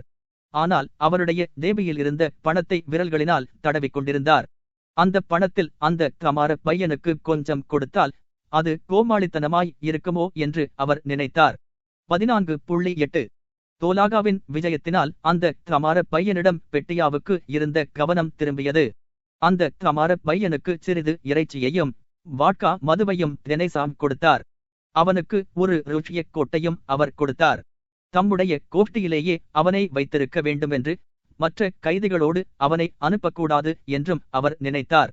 தோலாகாவுடைய அசாதாரணமான வீரத்தை பற்றியும் அவர் பிரெஞ்சுக்காரர்களுக்கு செய்த கொடூரத்தை பற்றியும் இராணுவத்தில் பல கதைகள் சொல்லப்படுவதை பெட்டியா கேட்டிருக்கிறார். ஆகவே அந்த குடிசையில் அவர் நுழைந்தது முதல் பெட்டியா அவர் மீது வைத்த கண்களை எடுக்கவில்லை. தம்முடைய மனதை பலப்படுத்திக் கொண்டு தம்முடைய தலையை நிமிர்த்தி வைத்துக் கொண்டிருந்தார். அந்த கூட்டத்திற்கு தகுதியுள்ள விதமாக தாம் இருக்க வேண்டுமென்பதற்காக அப்படி அவர் செய்தார். தோலாகாவின் தோற்றம் எளிமையாய் இருந்ததானது பெட்டியாவுக்கு மலைப்பை கொடுத்தது. தினைசான் ஒரு கோசா கோட்டை அணிந்து தாடி வளர்ந்திருந்தார். அதிசயங்கள் செய்யும் நிக்கலசனின் உருவப் பதக்கத்தை தமது மார்பில் மாட்டியிருந்தார். அவருடைய பேசும் முறையும் அவர் ஒவ்வொன்றையும் செய்யும் முறையும் அவருடைய அசாதாரணமான நிலைமையை காட்டிக் கொண்டிருந்தன. ஆனால் மாஸ்கோவில் பாரசீக உடையில் இருந்த தோலாகான் இப்போது காப்பாளர் படையின் அதிகாரிக்குள்ள உடையில் காணப்பட்டார். அவர் நன்றாய் க்ஷவரம் செய்து ஒரு காப்பாளரின் கோட்டை அணிந்து அதில் செயின் ஜாரின் பதக்கத்தை புத்தானில் மாட்டியிருந்தார். ஒரு தொப்பியை நேராக தமது தலையில் வைத்திருந்தார். அவர் உள்ளே வந்ததும் தம்முடைய நனைந்து போன மேல் சட்டையை எடுத்து அந்த அறையின் ஒரு மூலையில் வைத்தார். யாருக்கும் வந்தனம் சொல்லாமல் நேராக தெரேசாவிடம் சென்று அப்போதுள்ள வேலையைப் பற்றி விசாரிக்க ஆரம்பித்தார். தெரேசா அவரிடம் போக்குவரத்து வண்டிகளை தாக்க வேண்டியதைப் பற்றிய திட்டங்களைச் சொன்னார். பெட்டியா கொண்டு வந்த செய்தியைப் பற்றியும் சொன்னார். அந்த 2 ஜெனரல்களுக்கும் தாம் அனுப்பி பதில்களையும் சொன்னார். அதன் பின்னால் பிரெஞ்சு படைப்பிரிவுகளைப் பற்றி தமக்கு தெரிந்த விவரங்களை எல்லாம் அவரிடம் சொன்னார். அப்படியானால் விஷயம் அப்படி இருக்கிறது. ஆனால் அந்த துருப்புகளின் பெயர்களும் அவர்களுடைய எண்ணிக்கையும் நமக்கு தெரிய வேண்டும் என்று தோலாகான் சொன்னார். நாம் அங்கு போக வேண்டியது அவசியமாய் இருக்கும். அவர்கள் அங்கே எவ்வளவு பேர்கள் இருக்கிறார்கள் என்பதை நிச்சயமாய் தெரியாமல் நாம் காரியத்தை ஆரம்பித்து விட முடியாது. துல்லியமாக காரியங்களை நடத்தவே நான் விரும்புகிறேன். இப்போது இங்கு இருக்கிற கனவான்களில் யாராவது ஒருவர் என்னுடன் பிரெஞ்சு முகாமிற்கு வர பிரியப்படுகிறரா? நான் தனியாக ஒரு யூனிபாரம் வைத்திருக்கிறேன். நான் நான் நான் உம்முடன் வருவேன் என்று பெட்டியா கூச்சலிட்டார். நீர் போவதற்கு எந்தவிதமான அவசியமும் இல்லை என்று தெரேசா தோலாகாவை பார்த்துச் சொன்னார். அவரை பொறுத்தவரையில் எந்த காரணத்தை கொண்டும் அவரை போகவிட மாட்டேன். எனக்கு போவதற்கு பிரியமாய் இருக்கிறது. நான் ஏன் போகக்கூடாது என்று பெட்டியா கேட்டார். ஏனென்றால் அது உபயோகமற்றது. நல்லது, நீர் என்னை மன்னிக்க வேண்டும். ஏனென்றால் நான் போவேன். நீர் என்னை அழைத்துக் கொண்டு போக வேண்டும். அப்படிச் செய்ய மாட்டேரா என்று அவர் தோலாகாவை திரும்ப கேட்டார். ஏன் கூடாது என்று தோலாகாம் பாராமுகமாக பதில் அளித்துவிட்டு அந்த பிரெஞ்சு தமார பையனை உன்னிப்பாக கவனித்தார். இந்த சிறுவன் உம்மிடம் வெகுகாலமாக இருக்கிறானா என்று தெரேசாவை கேட்டார். அவனை இன்றுதான் பிடித்தோம். அவனுக்கு ஒன்றும் தெரியவில்லை. அவனை என்னுடன் வைத்திருக்கிறேன். ஆமாம், மற்றவர்களை நீர் எங்கே வைத்திருக்கிறீர் என்று தோலாகான் கேட்டார். எங்கேயா? அவர்களை நான் அனுப்பிவிட்டேன். அதற்காக ஒரு ரசீது பெற்றுக்கொண்டேன் என்று தெரேசா திடீரென்று முகம் சிவந்து கூச்சலிட்டார். நான் ஒரு மனிதனை கூட கொல்லவில்லை என்பதை தைரியமாக சொல்ல முடியும். 30 பேரையோ அல்லது 300 பேரையோ காவல் வீரர்களோடு நகரத்திற்கு அனுப்புவது உமக்கு கஷ்டமாகவா இருக்கும்? ஒரு சிப்பாயின் கிளறவத்தை மாசுபடுத்துவதற்கு பதிலாக நான் வெளிப்படையாக பேசுகிறேனப்படி செய்வது கஷ்டமல்ல. அம்மாதிரி இதமாக பேசுவது இந்த 16 வயது உள்ள கோமகனுக்கு பொருத்தமாய் இருக்கலாம் என்று தோலாகான் ஒரு கனிவற்ற கேலியோடு கூறினார். ஆனால் உம்மை பொறுத்த வரையில் நீர் அதை கைவிட்டுவிட வேண்டிய காலம் வந்து விட்டது. என்ன? நான் எதையும் சொல்லவில்லையே. நான் உம்மோடு கட்டாயம் வரப்போகிறேன் என்றுதானே சொல்லுகிறேன் என்று பெட்டியா நாணத்தோடு கூறினார். உம்மை பொறுத்தவரையில் என்னை பொறுத்தவரையிலும் இந்த விதமான பேச்சுகளை நாம் விட்டு விடலாம் என்று தோலாகான் மேலும் தொடர்ந்தார். தெரேசாவுக்கு எரிச்சல் கொடுக்கக்கூடிய இந்த விஷயத்தை பற்றிய பேசுவதில் அவர் முக்கியமாக மகிழ்ச்சியடைந்தார். நீர் ஏன் இந்த பையனை இங்கே நிறுத்தி வைத்திருக்கிறீர் என்று தமது தலையை ஆட்டிக்கொண்டு கேட்டார். ஏனென்றால் அவனை பிடித்த தற்காக நீர் வருந்துகிறீர். உம்முடைய ரசீதுகள் என்ன என்பது எங்களுக்கு தெரியாதா? நீர் 100 கைதிகளை அனுப்புகிறீர். ஆனால் 30 பேர்கள் மட்டும்தான் அந்த இடத்திற்கு போய் சேருகிறார்கள். மீதமுள்ளவர்கள் இன்று பட்டினியால் வாடவோ அல்லது கொல்லப்பட்டோ போகிறார்கள். ஆகவே எல்லோரையும் அனுப்பாமல் இருப்பது நல்லது அல்லவா? அந்த கோசா கேட்பன் தம்முடைய கண்களை இடுக்கிக் கொண்டு அவர் கூறுவதை அங்கீகரிப்பதைப் போல தலையை ஆட்டினார். விஷயம் அதுவல்ல. நான் அந்த விஷயத்தைப் பற்றி விவாதம் செய்ய போவதில்லை. என்னுடைய மனசாட்சிக்கு பாரமாக நான் அதை எடுத்துக்கொள்ள விரும்பவில்லை. அவர்கள் மாண்டு போவார்கள் என்று நீர் சொல்கிறீர். ரொம்ப சரி. ஆனால் என்னுடைய செய்கையினால் அவர்கள் மாளவில்லை. தோலாகான் சிரிக்க ஆரம்பித்தார். 20 தடவைகளாக என்னை கைது செய்ய வேண்டாம் என்று அவர்களுக்கு யார் சொன்னார்கள்? ஆனால் அவர்கள் என்னை பிடித்தார்களானால் ஒரு மரத்தில் கட்டி தூக்கு போடுவார்கள். வீர கருணை பொருந்திய உம்மையும் அம்மாதிரியே செய்வார்கள். அவர் சிறிது நிறுத்தினார். எப்படியிருந்தாலும் நாம் வேலையில் இறங்க வேண்டும். அந்த கோசாக்கிடம் சொல்லி என்னுடைய பையை கொண்டு வரச் சொல்லும். அதற்குள்ளாக 2 பிரெஞ்சு யூனிபாரங்கள் உள்ளன. நல்லது, நீர் என்னுடன் வருகிறீரா என்று பெட்டியாவை பார்த்து அவர் கேட்டார். நானோ ஆமாம் ஆமாம், நிச்சயமாக என்று பெட்டியா கூறி கண்ணீர் நிறைந்து நிற்க நாணி முகம் சிவந்து தெரேசாவை நோக்கினார். கைதிகளை என்ன செய்ய வேண்டுமென்பதைப் பற்றி தெரேசாவுடன் தோலாகா விவாதம் செய்து கொண்டிருந்த போது பெட்டியா மீண்டும் மனக்குழப்பம் அடைந்தார். அவர்கள் என்ன பேசிக் கொண்டிருந்தார்கள் என்பதை அவரால் பூரணமாக அறிந்து கொள்ள முடியவில்லை. வயது வந்தவர்கள், பிரபலமானவர்கள் காரியத்தைச் செய்ய வேண்டும் என்று நினைத்தால் அது அவசியமானதாகவும் சரியானதாகவும் இருக்கும் என்று பெட்டியா நினைத்தார். எல்லாவற்றிற்கும் மேலாக நான் அவருக்கு கீழ்ப்படிவேன் என்றும் எனக்கு அவர் உத்தரவிடலாம் என்றும் தெரேசா நினைக்கக்கூடாது. நான் நிச்சயமாக தோலாகாவோடு பிரெஞ்சு முகாமிற்கு போவேன். அவரால் போக முடியுமானால் என்னாலும் போக முடியும். ரோட் ஒரு தெரேசா எவ்வளவுதான் இறங்கி கேட்டுக்கொண்டாலும் பெட்டியா கவனிக்கவில்லை.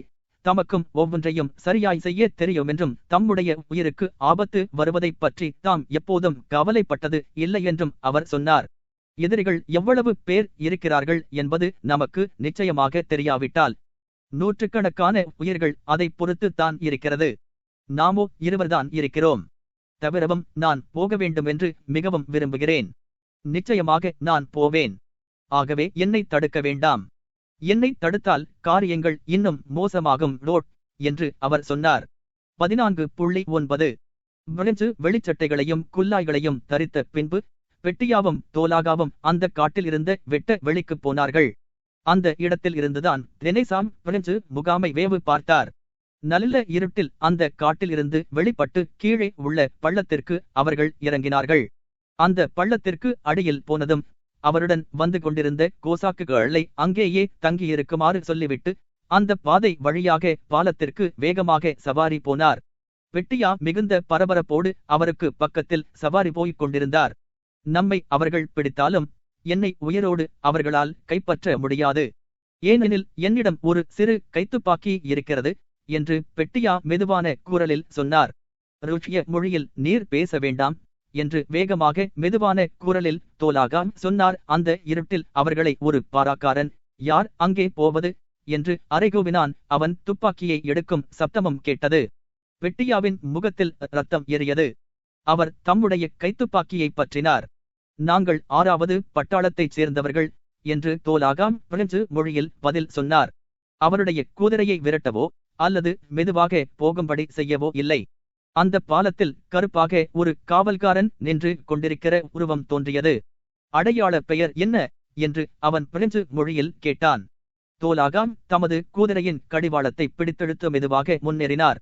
கர்னல் கெர்ராட் இங்கே இருக்கிறாரா என்று அவர் பிரெஞ்சு மொழியில் கேட்டார். அடையாள பெயர் என்ன என்று மீண்டும் அந்த காவல்காரன் கேட்டுவிட்டு பதில் சொல்லாமல் வழியை மறித்தான்.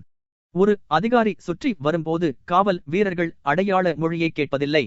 கர்னல் இங்கே இருக்கிறாரா என்று நான் உன்னை கேட்கிறேன் என தோலாகா வேகமாகவும் கோபமாகவும் சொல்லி தமது குதிரையை அந்த காவல்காரனை நோக்கிவிட்டார்.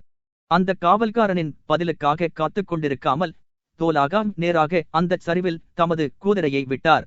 காவல்காரன் பக்கத்தில் விலகிக் கொண்டான்.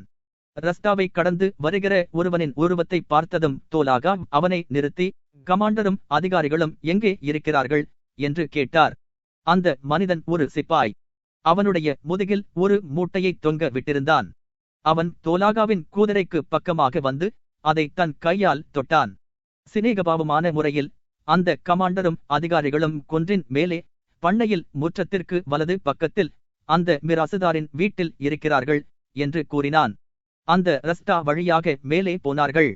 2 பக்கங்களிலும் பிரெஞ்சுக்காரர்கள் கணப்பு மூட்டங்களை சுற்றி உட்கார்ந்து சம்பாஷித்து கொண்டிருப்பதை கேட்டார்கள். தோலாகா அந்த மிராசுதாருடைய வீட்டின் முற்றத்திற்குள் போனார். உள்ளே போனதும் குதிரையை விட்டு கீழே இறங்கி அங்கிருந்த பெரிய கணப்பு மூட்டத்தை நோக்கி போனார். அதைச் சுற்றி பலர் கூடியமர்ந்து சப்தமிட்டு பேசிக் கொண்டிருந்தார்கள். ஒரு சிறிய சட்டியில் அந்த தீயின் ஒரு பக்கத்தில் ஏதோ கொதித்துக் கொண்டிருந்தது. ஒரு உயர்வான தொப்பியை வைத்துக்கொண்டு நீல நிற வெளிச்சட்டையை அணிந்திருந்த ஒரு சிப்பாயின் முகம் அந்த வெளிச்சத்தில் பிரகாசமாய் தெரிந்தது. அவன் சட்டிக்கு பக்கத்தில் முழங்காலில் அமர்ந்து அதனுள் இருப்பதை ஒரு துப்பாக்கி சலாகையால் கிளறிக் கொண்டிருந்தான்.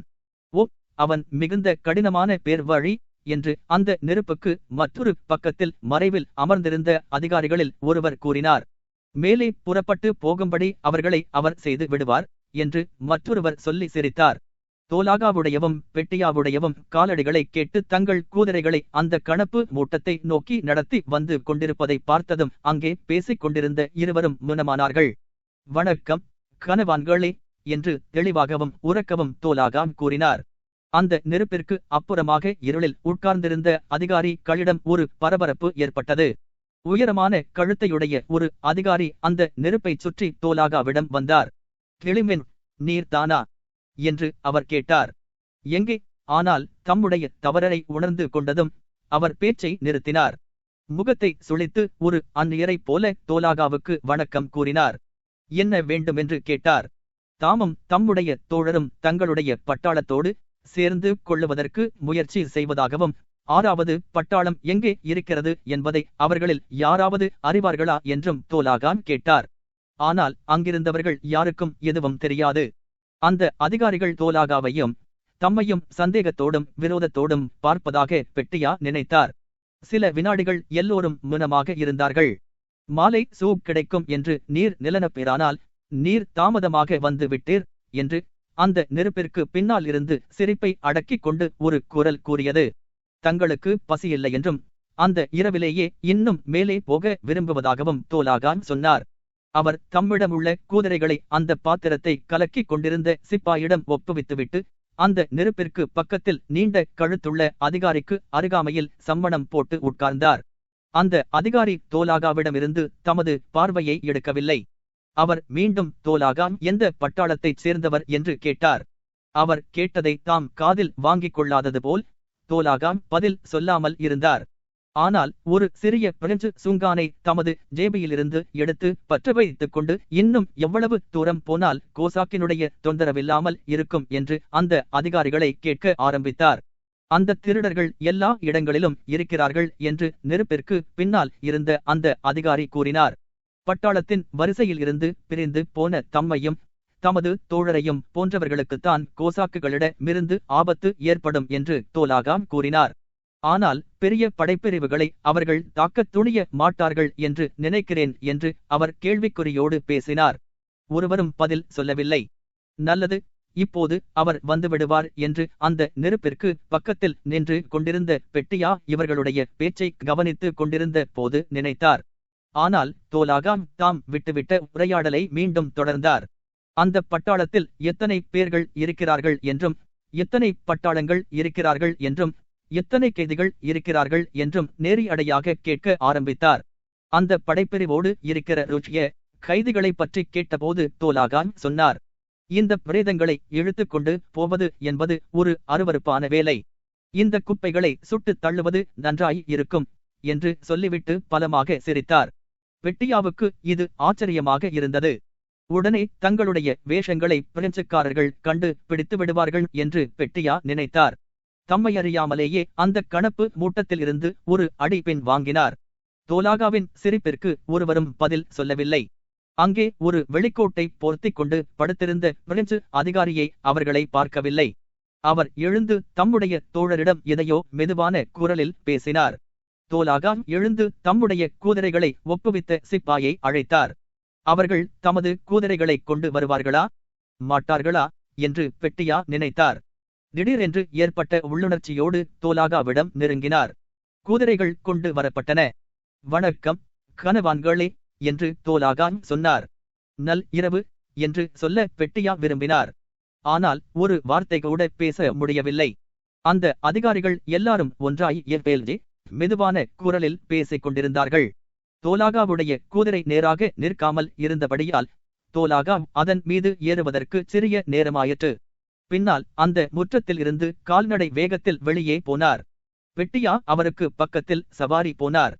தங்களுக்கு பின்னால் பிரெஞ்சுக்காரர்கள் யாராவது ஓடி வருகிறார்களா என்பதை பார்ப்பதற்காக சுற்றிலும் நோக்க பெட்டியா விரும்பினார். ஆனால் அதற்கு அவர் தைரியம் கொள்ளவில்லை. வெளியே ரஸ்தாவுக்கு வந்ததும் அந்த வெட்ட வெளியிலே குறுக்காக தோலாகான் மீண்டும் சவாரி செய்யவில்லை. கிராமம் வழியாகவே போனார். ஒரு இடத்தில் அவர் குதிரையை நிறுத்தி கவனித்து கேட்டார். உமக்கு கேட்கிறதா என்று அவர் கேட்டார். ருஷ்ய கூறல்கள் கேட்பதை பெட்டியா அறிந்தார். அங்கிருந்து கணப்பு மூட்டங்களைச் சுற்றி கைதிகள் உட்கார்ந்து கொண்டிருந்த உருவங்கள் தோன்றின. பாலத்திற்கு அவர்கள் இறங்கியதும் பெட்டியாவும் தோலாகாவும் அந்த காவல்காரர்களை கடந்து சென்றார்கள். அவன் ஒரு வார்த்தை கூட பேசாமல் வியாகுலத்தோடு மேலும் கீழும் நடந்து கொண்டிருந்தான். பின்னால் அவர்கள் அங்கிருந்த பள்ளத்தாக்கில் இறங்கினார்கள். அங்கேதான் கோசாக்குகள் அவர்களுக்காக காத்துக் கொண்டிருந்தார்கள். நல்லது, வந்தனம். நாளை அதிகாலையில் முதல் குண்டு பிரயோகிக்க வேண்டுமென்று தெனேசாவிடம் சொல்லுங்கள் என்று தோலாகான் சொல்லி அங்கிருந்து புறப்பட்டு போக திரும்பினார். ஆனால் பெட்டியா அவரை பிடித்துக் கொண்டார். உண்மையாகவா? நீர் எப்பேற்பட்ட வீரர்! எவ்வளவு சிலாக்கியமானது, எவ்வளவு சிறந்தது! நான் உன்மீது எவ்வளவு பிரியம் கொண்டிருக்கிறேன் தெரியுமா என்று அவர் கூச்சலிட்டார். ரொம்ப சரி, ரொம்ப சரி என்று தோலாகான் சொன்னார்.